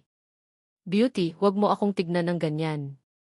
Napakalayo pa rin ito mula sa bagong daigdig at napakahaba pa rin ang paglalakbay. Kailangan nating umasa sa bawat isa, haha. Talagang sexual talaga ang hipag ni Daryl. Kung ano ang mayroon sila ngayon ay talagang hindi malilimutan. Pumunta ka. Umalis ka. Kinuyom ni Yumi ang kanyang mga ngipin ng mga mata na puno ng galit. Nais ni Yumi na ihiwa ang Donoghu sa mga piraso. Gusto mo akong umalis? Hindi lang ako aalis, ngunit papahirapan din kita araw-araw. Isang masamang glimmer ang makikita sa mga mata ni Donoghu habang binigyan niya ng malaking sampal si Yumi. Sampal! Ginamit ni Donoghu ang kanyang buong lakas ng sampalin niya si Yumi na pagkatapos ay sumigaw sa sakit. Isang maliwanag na pulang marka ang lumitaw sa kanyang mukha. Malapit ka na ring mamatay. Galit na galit si Yumi habang sumisigaw kay Donoghu. Haha, patay na ako. Isang araw, sisiguraduhin kong lahat ng pamilya Darby ay namatay. Malamig na tumawa si Donoghu. Hayaan mong sabihin ko sa iyo, hipag ni Daryl. Ipinadala ka sa akin ng Diyos para sa pagtubos. Naiintindihan? Habang nagsasalita siya, nagpatuloy si Donoghu ng isa pang beses at nagbigay ng ilang mahigpit na tuloy-tuloy na sampal. Sampal! Sampal! Sampal! Ang bawat sampal ay maririnig ng malakas at malinaw. Ang malakas na tunog mula sa mga sampal ay nakakatakot. Ang mga sampal ay mas mabigat kaysa sa dati. Hindi mapigilan ni Yumi ang pagsigaw. Nais niyang magpumiglas ngunit ang kanyang ako point ay natatakan, kaya't hindi siya makakilos. Sa sandaling iyon, inabot ni Donoghu ang kanyang kamay at hinawakan ang buhok bago siya malamig na sinabi, ang totoo ay ako si Donoghu Dixon, ang batang Panginoon ng pamilyang Dixon ng Yonsao City. Ano? Gulat na gulat si Yumi habang blanko ang titig kay Donoghu. Ang balita tungkol sa pagkawasak ng pamilya Dixon ay narinig ng bawat pamilya sa Donghai City. Likas na narinig din ito ni Yumi. Alam mo bang pangalawa mong kapatid na si Daryl ang sumira sa aking pamilya? Kung hindi dahil sa kanya, hindi ako gagala tulad ng isang zombie. Paano kita pakitunguhan pagkatapos ay sinabi mong ikaw ang hipag ni Daryl? Hawak ni Kama si Donoghu habang nagsasalita. Blanko ang tingin ni Yumi kay Donoghu na walang imik. Ang bastardong si Daryl ay lumikha ng mga kaguluhan, ngunit siya ang nagdurusa para sa kanya. Anong malas? Galit na galit si Yumi dahil hindi mapigilang bumagsak ang luha niya. Pagkatapos ay sumigaw siya kay Donoghu, dapat mong sundin si Daryl sa halip dahil siya ang sumira sa iyong pamilya Dixon. Anong klaseng lalaki ka para panggahasa ang isang mahinang babae? Ngumiti si Donoghu. Maaari mong itigil ang pagpapanggap na puro ka. Ang iyong mga reaksyon ay hindi mukhang naghihirap ka ng hawakan kita kanina. Huwag mag-alala, pinapayagan kitang mastikman mula nang nasiyahan ka. Ikaw. Nanginginig ang katawan ni Yumi na namula ang mukha. Hindi siya nakapagpigil at nawala ng pag-asa. Samantala, si Daryl na nakarating sa Donghai City ay nagtungo sa Oriental Pier. Tinawagan ni Daryl si Chester ilang sandali lamang at pumayag silang magkita sa Oriental Pier bago magtungo sa bagong daigdig. Kumunot ang noo ni Daryl habang papalabas na siya mula sa taksi sa harap ng Oriental Pier.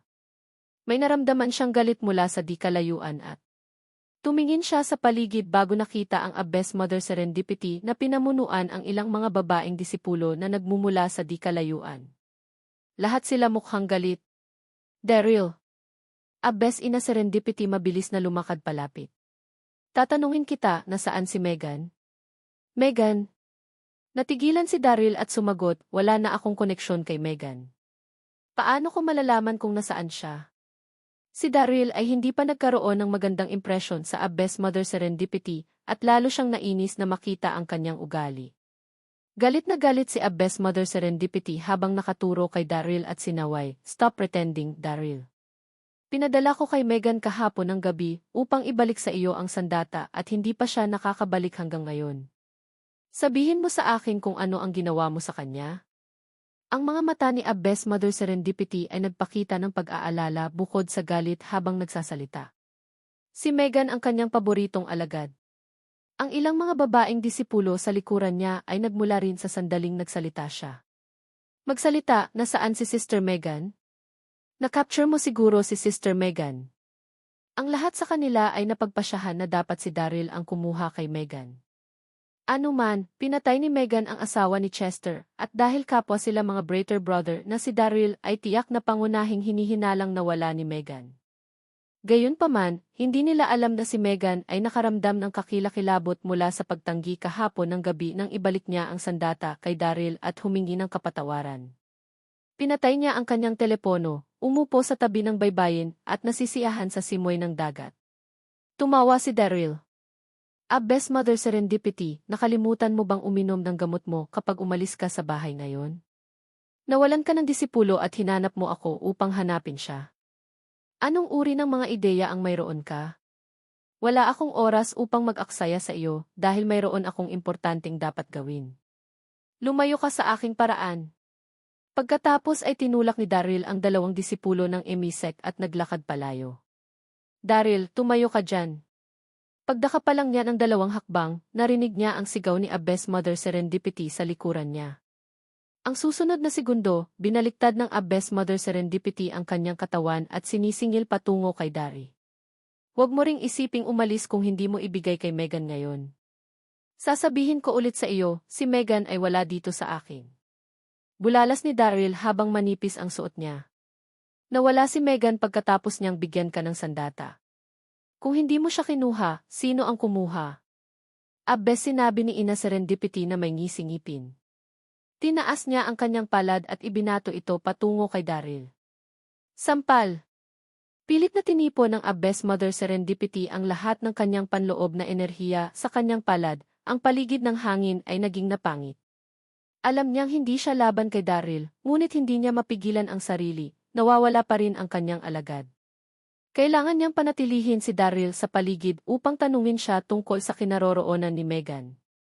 Ay hey! Nababaliw na ba siya? Alam ba niya kung ano ang nagawa niya?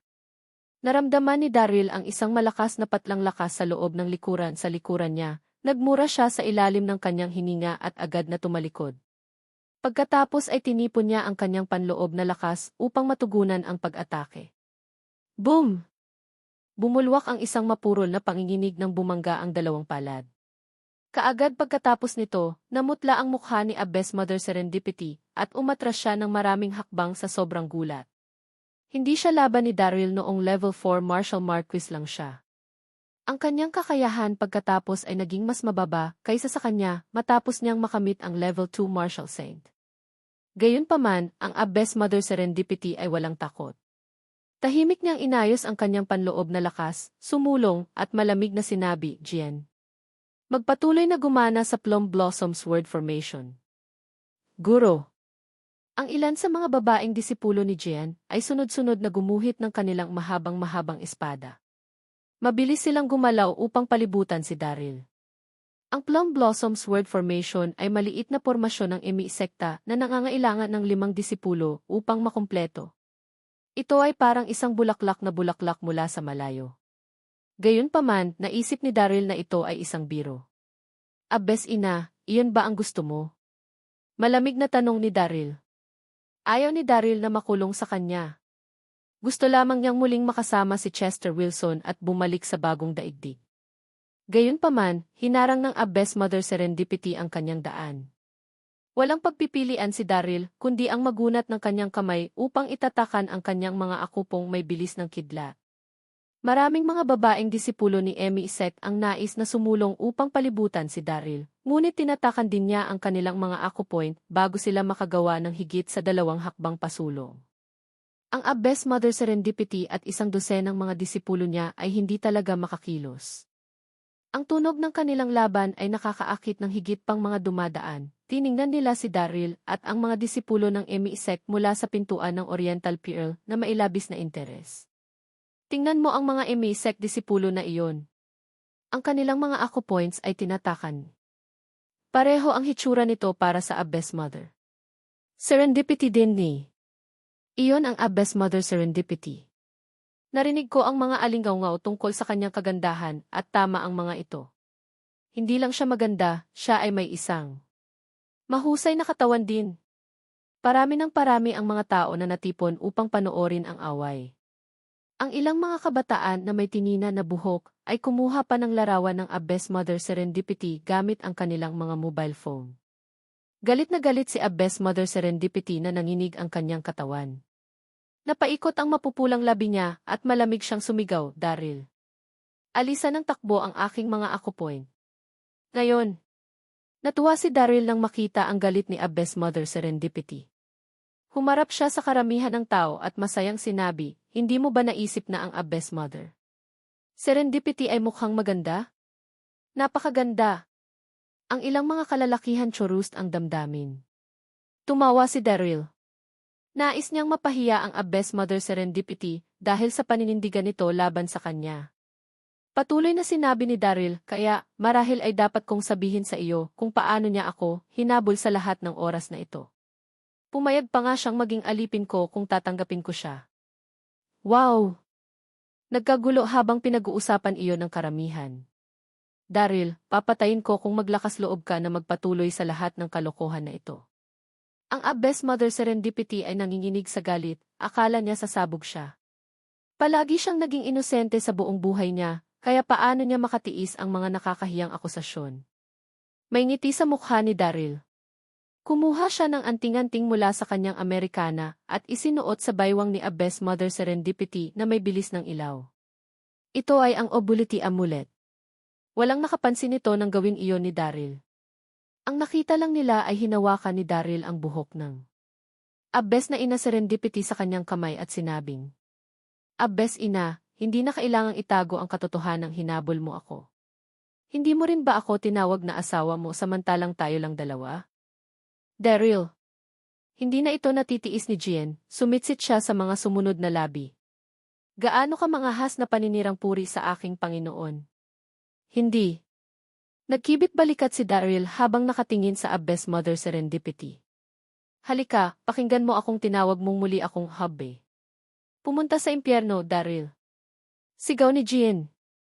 Paano masasabi ng kanyang Panginoon ang salitang iyon kung palagi siyang dalisay at marangal sa buong buhay niya? Gaano katapangan ni Daryl na insulto ang reputasyon ng kanyang Panginoon sa harap ng maraming tao? Kaya, nagulat si Jen nang buksan ng kanyang Panginoon ang kanyang pulang labi ng bahagya at binigkas. Habiti. Oh! Kahit na malambing ang kanyang boses, naririnig ito ng lahat. Napanganga ang karamihan at sinimulan itong tsismisan tungkol doon. Ang mga alagad ng sekta ng Emi ay natulala, lalo na si Jin, at tulala sila. Hindi pinangarap ni Jean na ang kanyang malayo na master ay sasalita kay Daryl bilang asawa niya sa publiko. Kita mo, hindi ako nagsinungaling sa'yo, di ba? Tinugis ako ng iyong Panginoon, nakangiting sabi ni Daryl. Pagkatapos ay tinanggal niya ang mga tatak ng Abbes na ina. Serendipity. Halika at bigyan ng masahe ang iyong asawa, mapaglarong hiling ni Daryl. Ang Abbes Mother Serendipity, na mayroon pa ring opulence amulet na nakakabit sa kanyang baywang, ayunante patungo kay Daryl. Yumuko siya sa harap niya at sinimulang imasahe ang binti niya. Ang kilos niya ay tuluyan ang natulala sa lahat. Ang Abbes Mother Serendipity ay lubos na sikat sa kanyang pag-iisa, hindi na siya yumuko sa iba pa. Gayunpaman, parang handa siyang lumuhod sa kalye upang imasahe si Daryl. Ang mga alagad ng sekta ng Emi ay nagkatinginan, napatulala sila. Tuwang-tuwa si Daryl. Kinuha niya ang kanyang mobile phone at naitala ang eksena. Habang naitala niya ang buong bagay, biglang nahulog ang opulence amulet sa biwang ni Abbes Mother Serendipity. Ang spell ay tumagal lamang ng halos 10 minuto. Matapos magkaroon ng kamalayan ang Abbes Mother Serendipity, napagtanto niya na nakaluhod siya sa harap ni Daryl habang pinapaligiran sila ng mga manonood. Ang asno ng mukha niya. Daryl, bastard ka. Papatayin kita. Galit na kumalabog si Abbes Mother Serendipity. Tumayo siya at ibinato ang kanyang palad papunta kay Daryl. Mabilis siyang kumilos kaya't wala ng oras si Daryl na umiwas dito. Lumapag ito sa mukha ni Daryl. Sampal. Ay hey. Kahit nasa antas ng martial science si Daryl, ito ay isang masakit na sampal din gayunpaman, siya ay mabilis sa kanyang tugon, hinawakan niya ang pulso ng babae. Abbes Mother Serendipity, tinawag mo akong hubby ilang sandali lang ang nakakaraan. Bakit mo gugustuhin na patayin ang asawa mo ngayon? Ngumiti si Daryl. Mayroon kang isang hiling sa kamatayan. Galit na galit si Abbes Mother Serendipity. Pagkatapos, nakarinig sila ng ingay na umingay. Isang nakasisilaw na sinag ng ilaw ang sumabog sa katawan ni Daryl. Isang kakaibang kapangyarihang espiritual ang naroon at agad itong kapwa sina Daryl at Abbes Mother Serendipity. Iyon lang. Nang makita niya ang sinag ng ilaw, umulo ang ulo ni Daryl. Ang isang pari ay nagbigay kay Daryl ang 3 mga anting-anting, isang Wonder Travel amulet at 2 obulyo ng mga amulet. Dinala ni Daryl ang lahat ng 3 mga anting-anting. Gumamit siya ng isang obulity amulet, kaya mayroon pa siyang Wonder Travel amulet at isa pang masunurong amulet.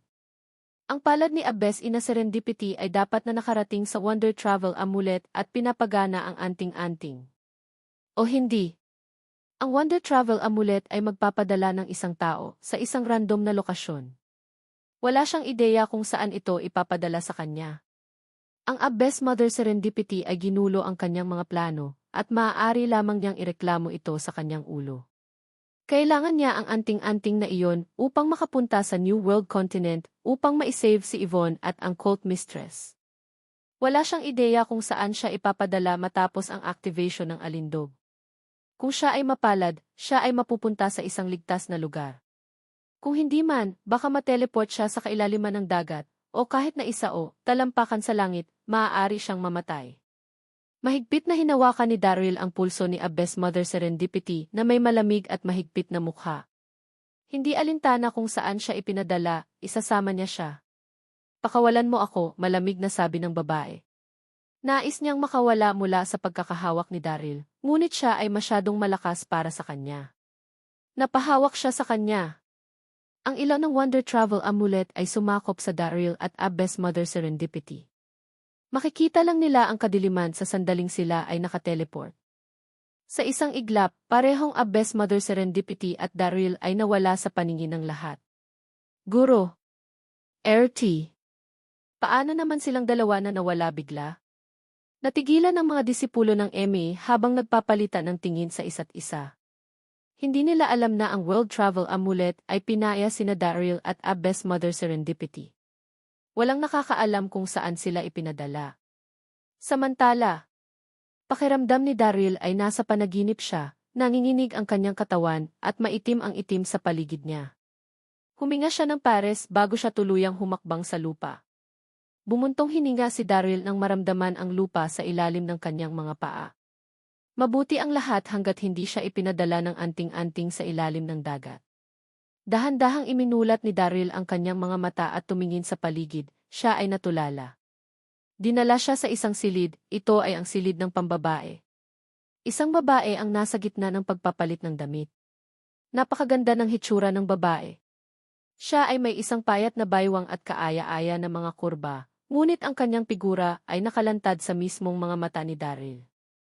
Fast ito. Naisip niya, napakaswerte kong ipadala dito upang makita ito. Hindi niya alam kung saan nakateleport ang Abyss Mother Serendipity, sila ay pinaghiwalay. Arf! Sigaw ng babaeng nasa dressing room nang makita si Daryl. Kinuha niya ang kanyang damit sa isang siklab ng galit upang magtakip ng sarili. Ikaw, gaano ka mangahas na tumingin sa akin ng ganito? Itinuro ng babae kay Daryl habang kinakadyot ang mga paa. Pasensya na. Paumanhin. Nahiya naman si Daryl.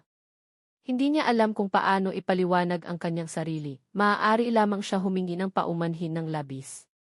Pagkatapos, sumugod si Daryl patungo sa bintana. Gusto niyang makita kung saan siya nag-teleport, ngunit natigilan siya nang makita ang tanawin. Ito ay isang buhay na kalye sa labas ng bintana. Mayroong mga pulang gusali ng ladrilyo na may taas na 5 o 6 na palapag sa magkabilang panig ng kalye. Sila ay tumingin sa halip sinaunang, maging ang mga naglalakad sa daan ay nakasuot ng damit na pang-estilo. Ang mga kalalakihan ay nagsuot ng tunika sa kanilang tiangsan, at ang mga kababaihan ay nagsusuot ng cheongsam. Walang mga kotse sa kalye, ngunit mga rickshaw. Wala siyang nakikitang mga computer o telebisyon, at mayroon ding mga bata na may mga pahayagan sa kanilang mga kamay habang nilalakad nila ito. Mukhang nasa matandang Shanghai siya noon. I see. Saan siya nagpunta? Ipinadala ba siya sa isang set ng pelikula? Si Daryl ay tuluyang natulala, ang isip niya ay bumula at naging blanko. Makalipas ang ilang segundo, tiningnan ni Daryl ang magandang dalaga at nagtanong, aking magandang ginang, anong set ng pelikula ito? Ang lahat sa paligid niya ay mukhang isang set ng pelikula. Kinailangan niyang aminin na ang tanawin ay maayos na ginawa, parang totoo talaga. Sampal! Ang babaeng naka-high heels ay lumakad at sinampal siya ng walang babala. Walang hiya ka, sigaw ng babae sa pamamagitan ng mga ngiting-ngipin. Galit na galit si Cheryl, ang maganda niyang mukha na mula sa galit. Para sa karamihan sa mga kalalakihan, siya ay isang napakalayo na diyosa. Ito ay malinaw na hindi mawari na siya ay mabiktima ng isang sumisilip na Tom. Tinakpan ni Daryl ang mukha at humakbang pabalik. Lady, hindi ko sinasadya. Hush! Bago niya natapos ang kanyang pangungusap, isang grupo ng mga kalalakihan na nakasuot ng itim ang sumugod sa silid. Hawak nila ang mga masyete sa kanilang mga kamay at pinangunahan sila ng isang kalbo. Pagpasok pa lang niya, sumigaw ang kalbo, Miss Marks, ano ang nangyayari? Ang walang kahihiyang bastos na ito ay sumilip sa akin nang nagbabago ako. Inis na reklamo ni Cheryl habang tinuturo si Daryl. Galit na galit ang lahat nang marinig siya. Ang kalbo ay tumingin kay Daryl at ninisyan, hoy, bata. Dapat kang maging matapang upang makalusot sa Jolly's Club at sumilip kay Miss Marks. Alam mo ba kung sino siya? Siya ang kasintahan ni Young Master Liud. Dapat mayroon kang isang hiling sa kamatayan. Sa palagay mo maaari mo lamang siya tingnan ayon sa nais mo. Bakit hindi mo tingnan ang iyong sarili sa salamin?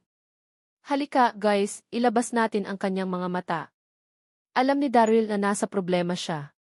Kinawayan niya ang mga kamay sa paligid habang sinusubukang ipaliwanag ang sitwasyon. Ito ay isang hindi pagkakaunawaan lamang. Ang pangalan ko ay Daryl. At ako ang nagpagtanggol sa Donghai City laban sa New World Military. Ang kanyang pangalan ay kumalat sa buong World Universe Continent, naisip niya na narinig siguro nila ang tungkol sa kanya. Natigilan ang kalbo. Nagpalitan siya ng tingin sa mga kasama. Daryl? Donghai City. Dalhin mo siya.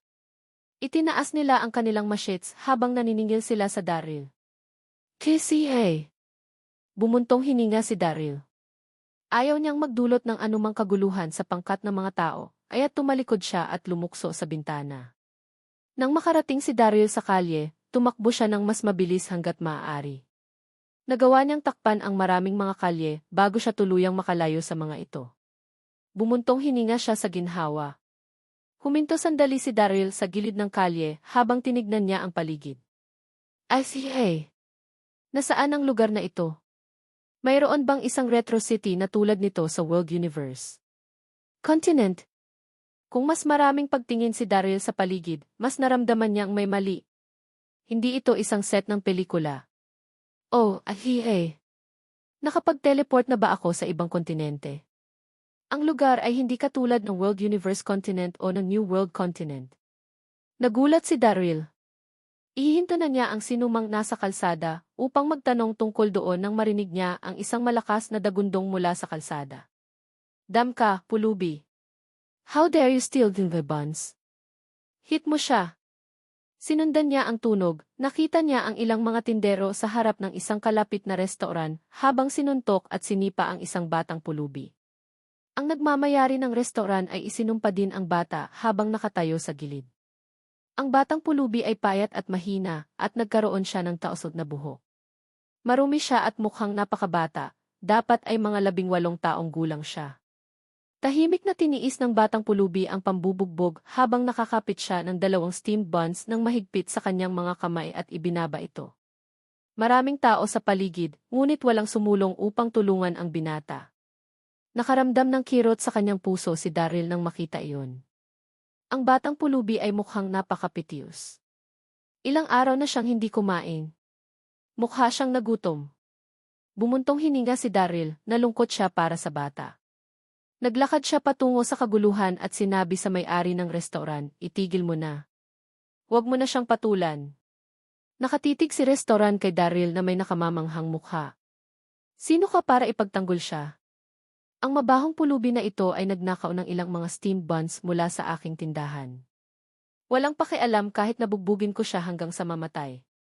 Ito ay nangyari na ang insidente ay dahil lamang sa 2 steamed buns. Bumuntong hininga si Daryl habang kumukuha ng singsing at inabot ito sa lalaking nasa edad na. Bayaran ko ang steamed bun. Sabihin mo sa iyong mga kalalakihan na huwag nang siya ay bugbugin. Ang singsing ay kay Brandon at Abay, ang magkakapatid na guy. Nang una niyang makuha ang singsing, napagkamalan siya ng mga tao bilang East King mula sa Tianshan School. Walang silbi ang panatilihin ang singsing sa kanya. Kinuha ng may-ari ang singsing at tuwang-tuwa. Ang singsing ay may mahusay na pagkakagawa, sapat na ito upang bumili ng libu-libong mga steamed buns. Ayos ka lang ba? Huwag mag-alala, walang papatalo sa iyo ngayon. Natawa si Daryl sabay kuha sa kamay ng batang pulubi. Si Daryl ay nakatayo ng napakalapit sa maliit na pulubi, at doon niya lamang napagtanto na siya ay isang babae. Kahit na ang kanyang mukha ay marumi, ang kanyang mga tampok ay matalim at maselan, halatang isang magandang dalaga siya. Ano ang iyong pangalan? Nasaan ang pamilya mo? Paano ka napunta sa pagnanakaw ng pagkain? Tinanong ni Daryl ang munting pulubi na may malungkot na tono, ang batang babae ay masyadong nakakaawa. Ang pangalan ko ay Joel.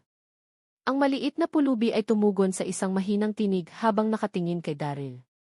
Mister, nagnanakaw ako ng 2 steamed buns, ngunit ang mga buns ay nagkakahalaga lamang ng 2 pennies.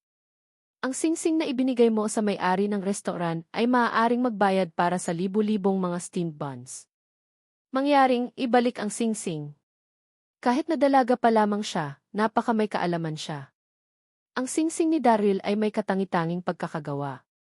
Maliwanag na hindi ito isang ordinaryong item sa unang tingin. Sila ay mga estranghero lamang, kaya nagtaka siya kung bakit nararapat sa kanya ang isang malaking pabor. Ang baho mong pulubi. Manahimik ka. Galit ang may-ari ng restaurant. Nakuha na niya ang singsing, paano niya ito madaling ibigay? Matindi ang titig ng may-ari kay Joel. Scumbag. Sa palagay mo may sasabihin ka ba dito? Paano mo magnanakaw ang aking mga steamed buns? Ginagawa na kita ng isang pabor sa pamamagitan ng hindi pagpatay sa iyo. Si Joel ay hindi nahihiyang lahat, sinamaan siya ng tingin. How dare you glare at me? Siguro hindi ka namin matalo ng sapat ngayon. Inikot ng may-ari ng restaurant ang kanyang manggas habang siya ay sinugod papunta sa kanya. Nagmamadaling sumulong si Daryl at tinapik sa balikat ang may-ari ng restaurant. Hoy, bata pa siya. Huwag kang masyadong matigas sa kanya. Ibinigay ko sa iyo ang singsing para sa 2 steamed buns at hindi ko ito gugustuhin. Napangisi ang may-ari ng restaurant nang marinig iyon.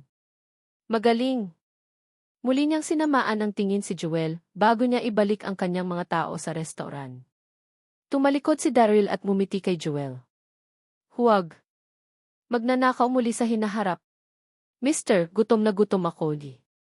Nagpout si Joel. Pagkatapos ay bulong niya, ninakaw ko ang mga steamed buns na ito mula dito para sa isang kadahilanan. Ang nagmamay-ari ay masama at hindi kailanman tinatrato ang mga pulubi bilang tao. Isang beses, tumayo lamang ako sa harap ng kanyang tindahan, ngunit pinalayas niya ako sa kanyang mga tao.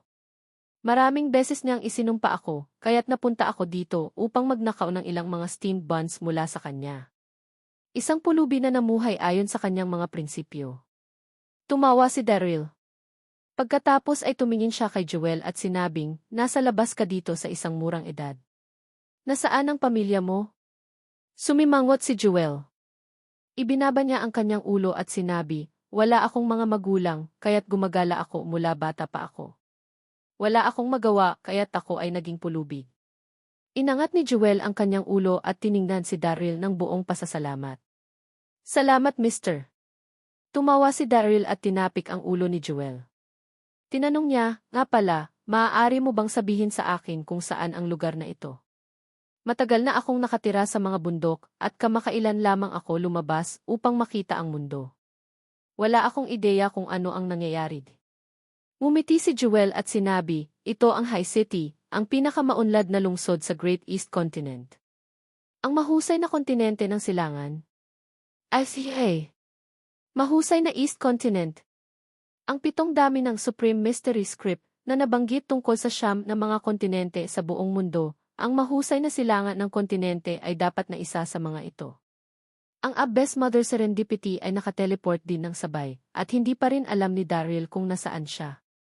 Malalim ang iniisip ni Daryl habang patuloy na sinabi ni Joel, Mister, mayroong 4 na pangunahing sekta sa Great East Continent. Napakalakas ng mga ito at hindi mo dapat pukawin ang anuman sa kanila. Ang 4 na pangunahing sekta ay ang sektor ng Sword, ang sektang Jade, ang sektang Elixir, at ang sekta ng Artemis. Ang Sword sekta ay gumagamit ng espada at napakahusay na kasama nito. Ang sektang Jade, mga kababaihan lamang ang maaaring sumali sa kanila. Ang mga ito ay kasing ganda ng Jade, kaya tinawag silang Jade sect. Ang Elixir sect ay mabuti sa alchemy. Maaari nilang pinuhin ang maraming mga makapangyarihang tabletas. Ang Artemis sekta ay binubuo ng mga akademiko. Ang mga ito ay lahat ng mahusay na manunulat na maaaring sumulat ng magagandang tula at bumuo ng musika. Maraming pinag-usapan si Joel. Naglibot-libot siya mula pa noong bata pa siya, kaya marami siyang kaalaman. Nagpasalamat siya kay Daryl, kaya't sinabi niya sa kanya ang lahat ng nalalaman. Bumuntong hininga si Daryl bago siya nagtanong, kung ganon, alam mo ba kung paano kung maiiwan ang kontinente na ito? Mukha namang naguluhan si Joel. Hindi ko alam Marami siyang nalalaman tungkol sa kontinente ng Great East, ngunit hindi niya alam na may iba pang mga kontinente sa mundo. Nagpumiglas pa rin si Joel sa nangyari kanina, at malungkot niyang sinabi, napakasama ng pakiramdam ko, mister. Ninakaw ko ang 2 steamed buns, at dahil doon, ibinigay mo ang singsing sa may-ari ng restaurant. Ang singsing na iyon ay mukhang mahal, at dapat sulit ito ng maraming buns, ngunit ginamit mo ito upang magbayad para lamang sa 2 buns. Nagpout si Joel habang nakikipag-usap, mukhang nanlungkot din siya. Napatawa si Daryl sa kanyang pagpupursige at sinabing, narito pa rin sa akin ang singsing. Hindi ko naman ito naibigay sa kanya. Inilahad ni Daryl ang kanyang kamay at binaligtad upang maipakita sa kanya ang singsing na nasa kamay pa niya. Napansin ni Daryl na ang may-ari ng restaurant ay mukhang agresibo at nagbabanta, kaya ginamit niya ang shadow skill upang nakawin ang singsing pabalik. Iyon ay hindi lamang, kinuha niya rin ang pera ng may-ari ng restaurant. Nang makita niya ang singsing sa kamay ni Daryl, gumawa si Joel. Nakatitig siya kay Daryl ng walang laman, hindi siya makapagsalita. Ano ang nangyari? Nakita niyang binigay ni Daryl ang singsing sa may-ari ng restoran. Bakit nakabalik ang singsing sa kanyang kamay ngayon?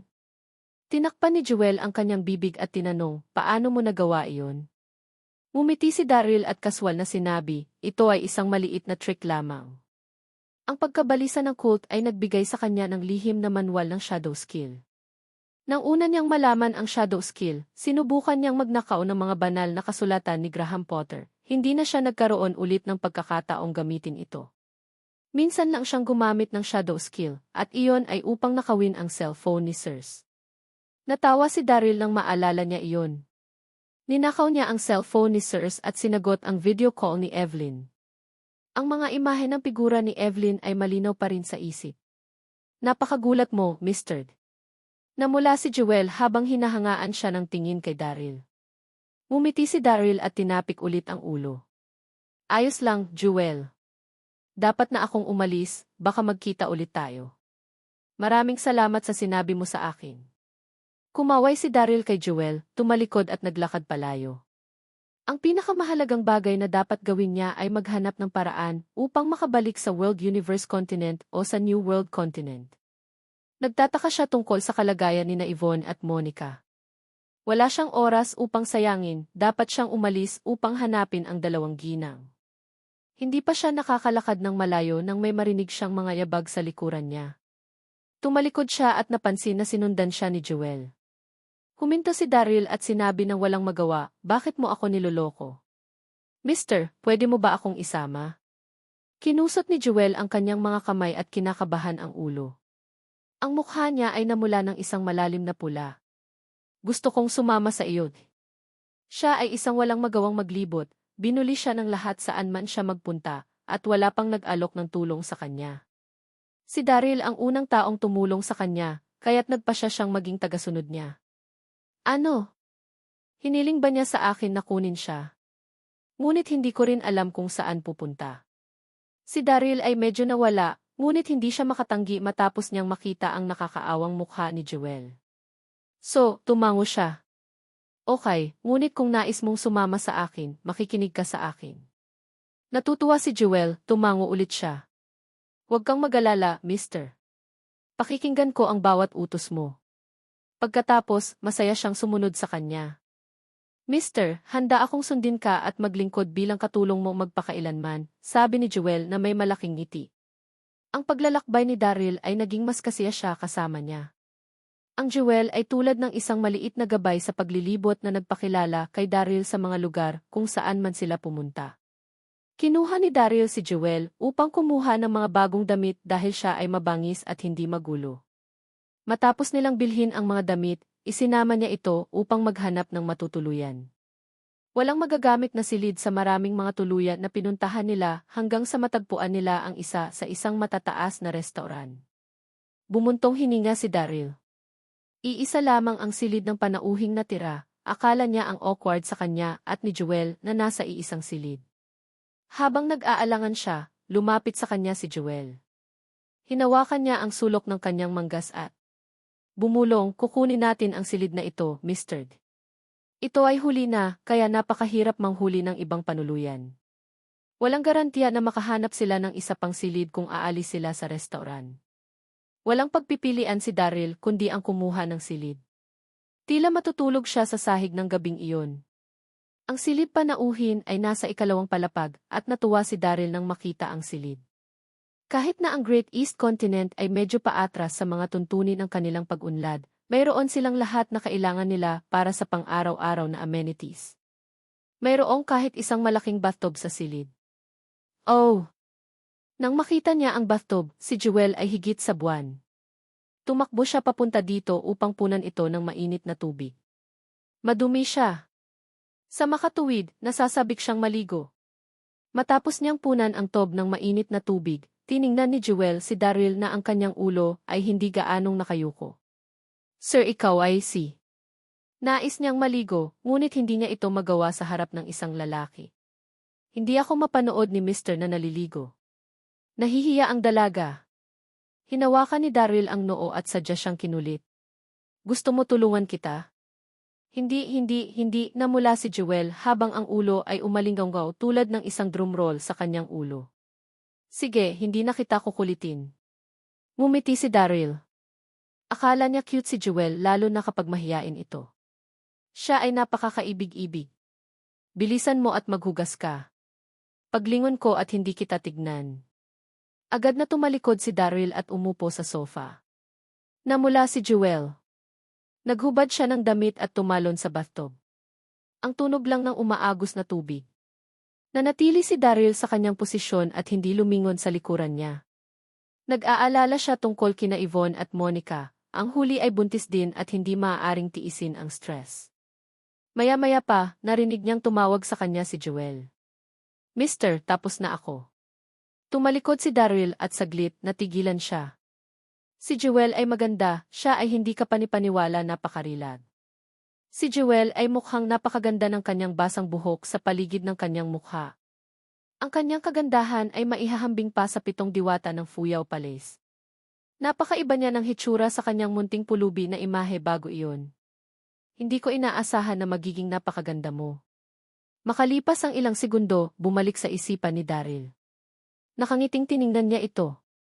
Namula si Jewel nang marinig ang papuri ni Daryl. Tumawa si Daryl. Sige, hindi na kita kukulitin. Bumaba na tayo at kumain. Tumalikod si Daryl at lumabas ng silid. Okay di. Tugon ni Jewel at dali-daling hinabol si Daryl. Mayroon bang nais mong kainin? Mahinang tanong ni Daryl. Ngumiti si Jewel. Ibinaba niya ang kanyang ulo at sinabi, mayroong isang lugar na nagbebenta ng mga dumpling ng sopas sa malapit, at ang mga ito ay masarap. Well, ihatid mo ako doon, nakangiting sabi ni Daryl. Ang restoran ng sopas na dumpling ay matatagpuan sa pinakaabalang kalye sa High City. Mayroong kahit isang mahabang pila upang kumain doon. Naghintay si Daryl ng kalahating oras. Nang sa wakas ay sila na ang mag-order, nag-order siya ng 2 servings ng sikat na dumplings ng sopas. Hindi makapaghintay si Jewel na kainin ang mga dumpling na iyon, ngunit hindi niya hinawakan ang kanyang mga chopstick. Bumiti si Daryl at tinanong, bakit hindi ka kumakain? Nahihiyang sumagot si Jewel, mangyaring, magpatuloy, mister. Kakain ako pagkatapos mo. Ang maid ay hindi maaaring ang unang kumain. Napatawa si Daryl. Sino ang nagsabi sa iyo na ikaw ay isang maid? Im-maid mo, mister, matatag na sabi ni Jewel. Handa akong isem ka habang buhay. O CJ. Mapait na umiti si Daryl. Kinuha niya ang isang dumpling at isinuksok sa kanyang bibig. Kainin mo ito ng mabilis. Ito ay isang order. CJ. Tumango si Jewel. Pagkatapos, hinawakan niya ang dumpling at kumagat dito. Naluha siya. Siya ay naging 1,000 mula noong siya ay isang maliit na batang babae. Sa tuwing dumadaan siya sa shop, sabik na siyang subukan ang dumplings. Hindi niya inaasahan na makakakain niya sila balang araw. Ito ay isang biglaang pagbabago ng kapalaran. Tumingin sa kanya si Daryl at binigyan siya ng isang mainit na ngiti matapos siyang kumagat. Mahinang sabi niya, okay lang. Bakit ka nakakaantig sa mga dumpling? Bibilhin ko ito para sa iyo araw-araw. Mas lalong umiyak iyon kay Jewel at nagpatuloy na gawin ito sa tagal ng pagkain. Pagkatapos nito, sabay silang umalis sa restaurant. Nagtataka na tanong ni Jewel nang nasa labas na sila. Saan tayo pupunta, mister? Tumingin si Daryl sa kalye sa harapan niya at iniisip ito saglit. Tulog muna tayo. Jewel, may kilala ka bang makakatulong sa akin na iwan ang kontinente na ito? Sa palagay ko ang isa sa 4 na pangunahing sekta ay dapat may alam tungkol dito, mahinang sinabi ni Jewel. Pagkatapos ay tinanong niya, Mister, bakit gusto mong umalis sa kontinente na ito? Bumuntong hininga si Daryl at sasagot na sana sa kanya. Pagkatapos, nakarinig siya ng isang kaguluhan sa di kalayuan.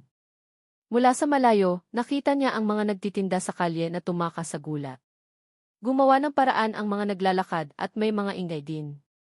Ang kalye na dating buhay na buhay ay mukhang walang laman bigla. Ano ang nangyayari? Sumimangot si Daryl, ngunit sa susunod na segundo, natigilan siya. Higit sa 1,000 tao ang nagmartsa pasulong sa isang dulo ng kalye. Ang mga taong iyon ay nakasuot ng itim. Ang binata na namuno sa grupo ay nakadamit ng tradisyonal na kasuotan ng Chino. Mukha siyang gwapo at nangingibabaw. Hawak niya ang isang mahabang sable na may malamig na ningning. Damn it! Bakit napakaraming tao ang biglang lumitaw? Nagtataka si Daryl. Sa isang iglap lang ng mata, ang mga taong iyon ay napalapit sa kanya. Ang batang pinuno na may isang mahabang sable ay lumitaw sa tabi mismo ng Daryl. Hinawakan niya ang mahabang sable laban sa liig ni Daryl. Ano ang nangyari? Nang maramdaman niya ang sable sa liig niya, huminga ng malalim si Daryl at pilit nang umiti. Aking kapatid, bakit mo ginagawa ito? Bakit? Ang binata na nakaputi ay kuminang kay Daryl bago siya malamig na sinabi, ikaw ba ang sumilip sa kasintahan ko nang siya ay nagbabago? Matagal na akong nagsusuklay sa kalye sa iyo, at sa wakas natagpuan kita. Ako si Marcus Lloyd. Ang lakas ng loob mong tingnan ang kasintahan ko. Dapat may wish ka sa kamatayan. I see. Kaya tungkol ito sa insidente. Si Daryl ay dinala na sa kontinente, at aksidenteng nakita niya ang isang babae habang nagpapalit ng damit. Hindi niya inaasahan na mayroon siyang napakalakas na kasintahan. Alam ni Daryl na si Marcus ay isang level 3 martial saint. Mayroon din siyang higit sa 1,000 mga tagasunod at malamang na nasa martial sila. Marquis level. I see. Ang isang martial marquis ba ay pangkaraniwan sa Great East Continent? Nagulat pa rin si Daryl, ngunit mumiti siya ng mapait at sinabi, iyon ay hindi lamang pagkakaunawaan, kapatid. Hindi ko sinasadyang silipin ang kasintahan mo. Hindi nais ni Daryl na magdulot ng anumang kaguluhan. Kung aaway nila siya, maaari niya silang talunin sa isang paglipat lamang, ang Immortal Energy Palm. Gayunpaman, kinailangan niyang ubusin ang isang mahusay na pakikitungo ng kanyang panloob na enerhiya upang maisagawa ang Immortal Energy paano kung may ibang umatake sa kanya ulit pagkatapos nito. Bukod dito, hindi angkop na gumawa ng mga kaaway sa isang bagong lugar. Hindi pagkakaunawaan. Ninisya ni Marcos. Pagkatapos, tinuro niya si Daryl at sumigaw, Motherfucker. Paano mo nasabi sa akin na hindi pagkakaintindihan lamang ito pagkatapos masilip ang kasintahan ko? Kinawayan ni Marcus ang kamay. Taliin mo siya at dalhin siya sa kasintahan ko. Ang dalawang lalaki sa likuran ni Marcus ay lumakad papunta kay Daryl na may mga lubid. Pagkatapos ay tinali nila ang lalaki. Hindi nagpumigla si Daryl. Pasimple siyang nagkibit balikat at sinabi, mabuti na, sasama ako sa iyo. Kung sa bagay, dapat siyang humingi ng tawad sa pagsilip sa faience ng lalaki. Tumingin si Daryl kay Joel at bumuntong hininga. Joel, dapat kang umalis at iwanan ako sa ngayon. Ito ay kapuspalad at hindi nais ni Daryl na makisangkot sa Joel. Pinadyakan ng mga paa si Joel nang marinig siya at halos maiyak. Mister, mangyaring huwag mo akong hilingin na pumunta susundin kita palagi paglilingkuran kita habang buhay sasama ako saan ka man naroroon. Sasamahan kita, mister. Hinawakan ni Joel ang braso ni Daryl na may matatag na ekspresyon. Silly girl D. Ang kilos na iyon ay agad na hinawakan kay Daryl. Nang makita niya ang eksena sa harapan niya, napangisi si Marcus at sinabi, sige. Dalhin silang pareho dahil hindi sila natatakot sa kamatayan. Ang ilan sa kanyang mga tao ay nakatali din kay Joel. Pagkatapos ay dinala nila silang dalawa sa isang dance hall. Isang salitang may salin ang nakalimbag sa dingding ng dance hall, yaman. Ang Wealth Dance Hall ay ang pinakamalaking dance hall sa lungsod. Maraming mga reporter ang nagtipon sa pintuan, nasa kalagitnaan sila ng isang panayam, kasama ang isang nakakaakit at magandang ginang. Ang magandang ginang na iyon ay si Cheryl Marks, sumilip ang ginang na si Daryl nang nagpapalitan siya ng damit. Maraming mayayamang lalaki ang naghahanap sa kanya. Napansin ni Daryl na ang mga kamera sa kamay ng mga reporter ay pawang mga makalumang modelo. Dumating ito kasama ang isang mabibigat na tungko at puting usok ay nag-fume mula dito matapos silang kumuha ng isang litrato. Mag-click. Sa patuloy na pag-click sa tunog ng mga kamera, nasasabik at sabik ang mga reporter na iyon sa pakikipanayam nila kay Cheryl. Miss Marks, kailan mo ikakasal si Amy Lloyd? May mga ulat sa balita na lalahok ka sa mga charity event, maaari mo bang sabihin sa amin ang tungkol doon? Miss Marks D. Si Cheryl ay nasa isang Burgundy Cheongsam. Siya ay tumingin hindi kapanipaniwala sexing at pambabae. Masigla niyang sinagot ang mga katanungan ng lahat na may ngiti sa labi. Biglang, nakita niya ang kasintahan niya kasama si Daryl mula sa malayo. Agad na kumaway si Cheryl sa kanya. Lahat, yan lang para sa panayam ngayon. Ako ay pagod ng konti. Medyo nabigo ang mga reporter nang marinig iyon, ngunit hindi sila nagpoprotesta at agad na umalis sa lugar. Si Cheryl ay hindi lamang ang pinakahinahabol na ginang sa kontinente, ngunit siya rin ang kasintahan ni Marcus. Si Marcus ang panganay na batang Panginoon ng pamilya Lloyd. Siya ay hindi isa na trifled sa High City. Sa makatuwid, ang mga reporter ay hindi naglakas loob na maging mapangahas kay Cheryl. Pagkaalis ng mga reporter, pinuntahan ni Marcus si Cheryl. Ngumiti siya at sinabi, "Mahal kong asawa, nahuli ko ang taong sumilit sa iyo." Si Marcus ay walang takot sa lahat, maliban kay Cheryl. Labis niyang nagustuhan si Cheryl, kaya't sinubukan niya ang lahat para mapayapa siya. Pinandilatan siya ni Cheryl at malamig na sinabi, "Ilang beses ko na ba sinabi sa iyo? Huwag mo akong tawaging asawa mo. Hindi pa kami kasal. Ito ay isang oras lamang, T." Napakamot sa ulo si Marcus. "Bawal kang tawagan sa akin iyon bago tayo ikasal," nairitang sabi ni Cheryl at saka tinuro si Daryl. "Halika. Dalhin mo siya sa akin." Pagkatapos nito, si Cheryl ay lumakad papasok sa Wealth Dance Hall. Ang Wealth Dance Hall ay ang pinakatanyag na venue ng libangan sa High City. Ang mga maaaring pumunta doon ay labis na mayaman. Lahat ng mayayaman na tao sa High City ay gustong-gusto na tumambay sa Wealth Dance Hall dahil ang venue ay simbolo ng kanilang katayuan. Si Cheryl ang pinakasikat na sosyal doon. Maraming tao na nakasuot ng itim ang nag-escort kay Daryl sa ikalawang palapag ng dance hall. Mayroong isang silid ng kumperensya sa sahig na iyon at pilit nilang itinulak dito. 3 lang ang mga tao sa conference room, sina Marcus, Cheryl at Daryl. Umupo si Cheryl sa isang upuan, siya ay walang ekspresyon. Malamig siyang tumingin kay Daryl. Nakasuot siya ng masikip na cheongsam na ipinakita ang kanyang perpektong hubog. Siya ay may magandang mukha at nagsusuot ng magaan na pampaganda. Siya ay tumingin hindi kapanipaniwala kaakit-akit. "Bastos. Lumuhod at humingi ng tawad sa kasintahan ko." Utos ni Marcos habang paakyat siya kay Daryl. Umiti si Daryl at sinabi, "Ito ay isang hindi pagkakaunawaan lamang. Maaari akong humingi ng tawad, ngunit humihingi ako ng paumanhin, hindi ako nakaluhod sa sinuman. Ang mga kalalakihan ay hindi dapat na lumuhod ng napakadali, gayunpaman.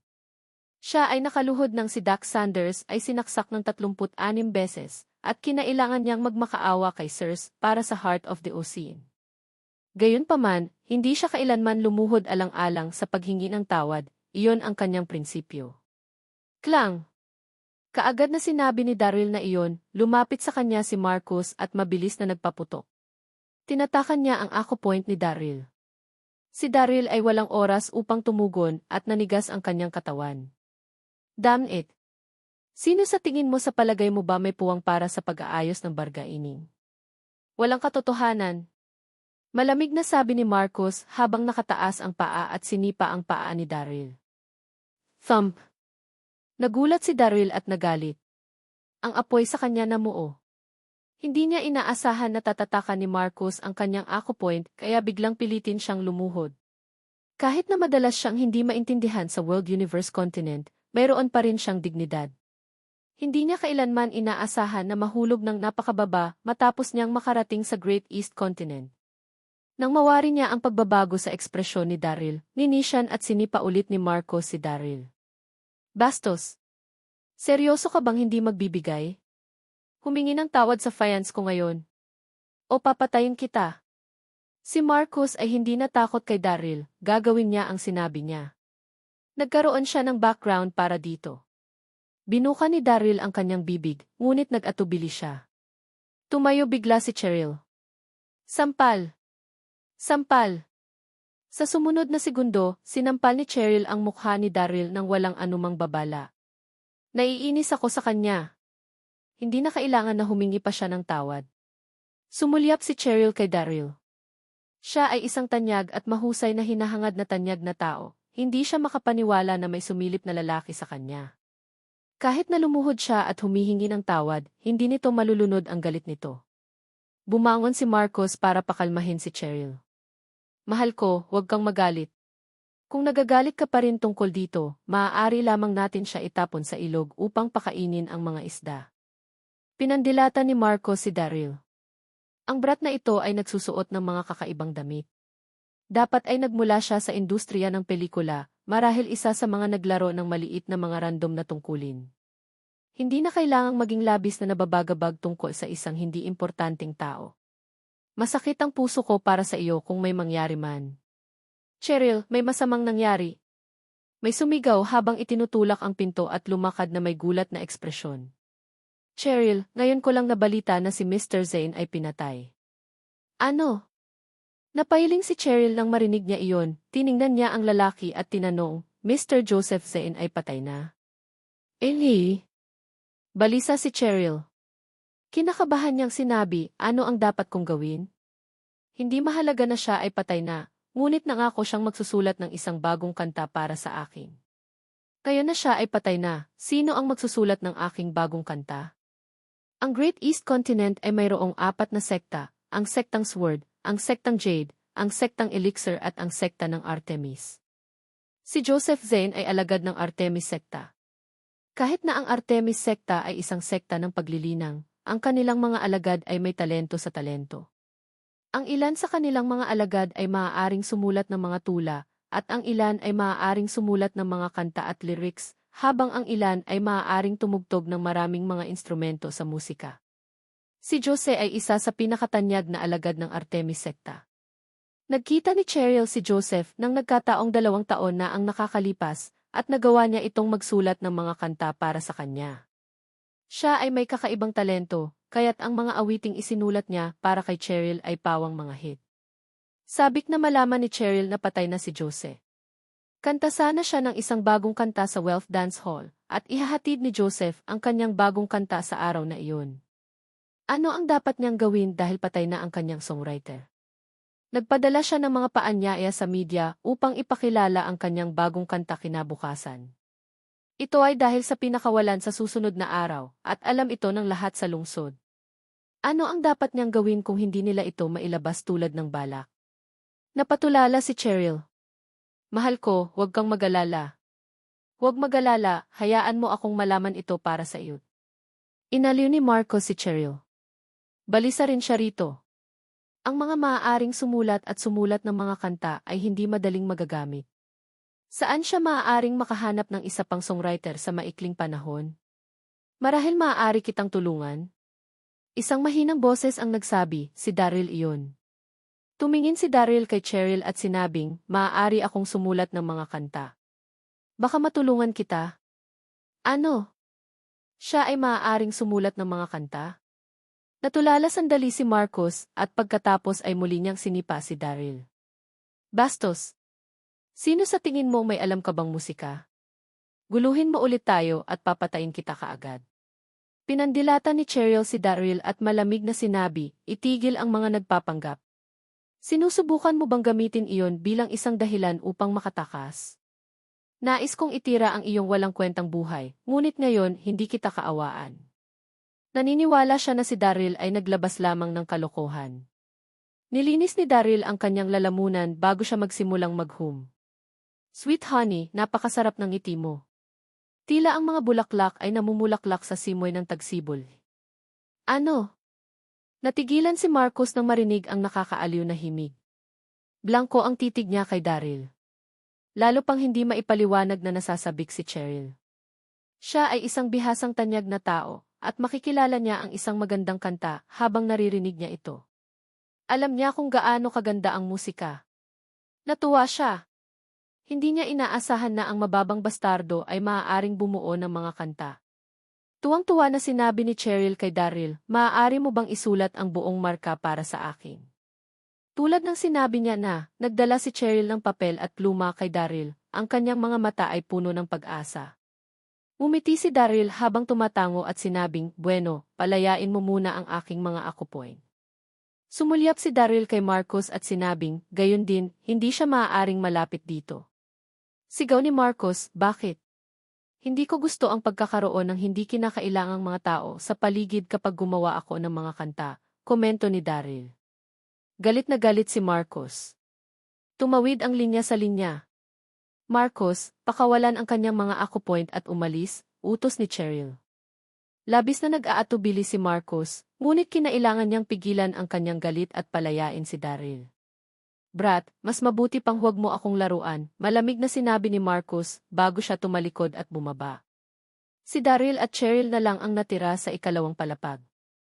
Naglakad si Daryl papunta kay Cheryl at umupo sa upuan na parang isang mahalagang tao. Si Cheryl ay medyo nag-alala at hinimok si Daryl matapos niyang mapansin na hindi pa siya nagsisimulang magsulat ng ano paman sa papel. Hoy ikaw! Magsulat ka na! Bakit ka babalisa? Nakangiting tiningnan ni Daryl si Cheryl at sinabi, kailangan mong ipangako sa akin ang isang kondisyon kung nais mong isulat ko ang kantang ito. Paano siya naglakas loob na makipagtawaran sa kanya? Ang ekspresyon ng mukha ni Cheryl ay nagbago, siya ay inis na inis, ngunit nagawa niyang sabihin, ano ang kondisyon? Kailangan niyang maglabas ng bagong kanta kinabukasan at naubos ang oras. Siya ay sumasang-ayon sa kanyang kondisyon kung ito ay hindi isang bagay na nakapapagal. Lumalaki ang ngiti sa mukha ni Daryl, at malinaw niyang binaybay ito, lumuhod at tawagan akong master. Pinaluhod nila si Daryl kahit na ipinaliwanag niya na ito ay isang hindi pagkakaunawaan lamang. Paano niya marahil magkaroon ng anumang mas mahusay na pakiramdam kung hindi niya ito babayaran?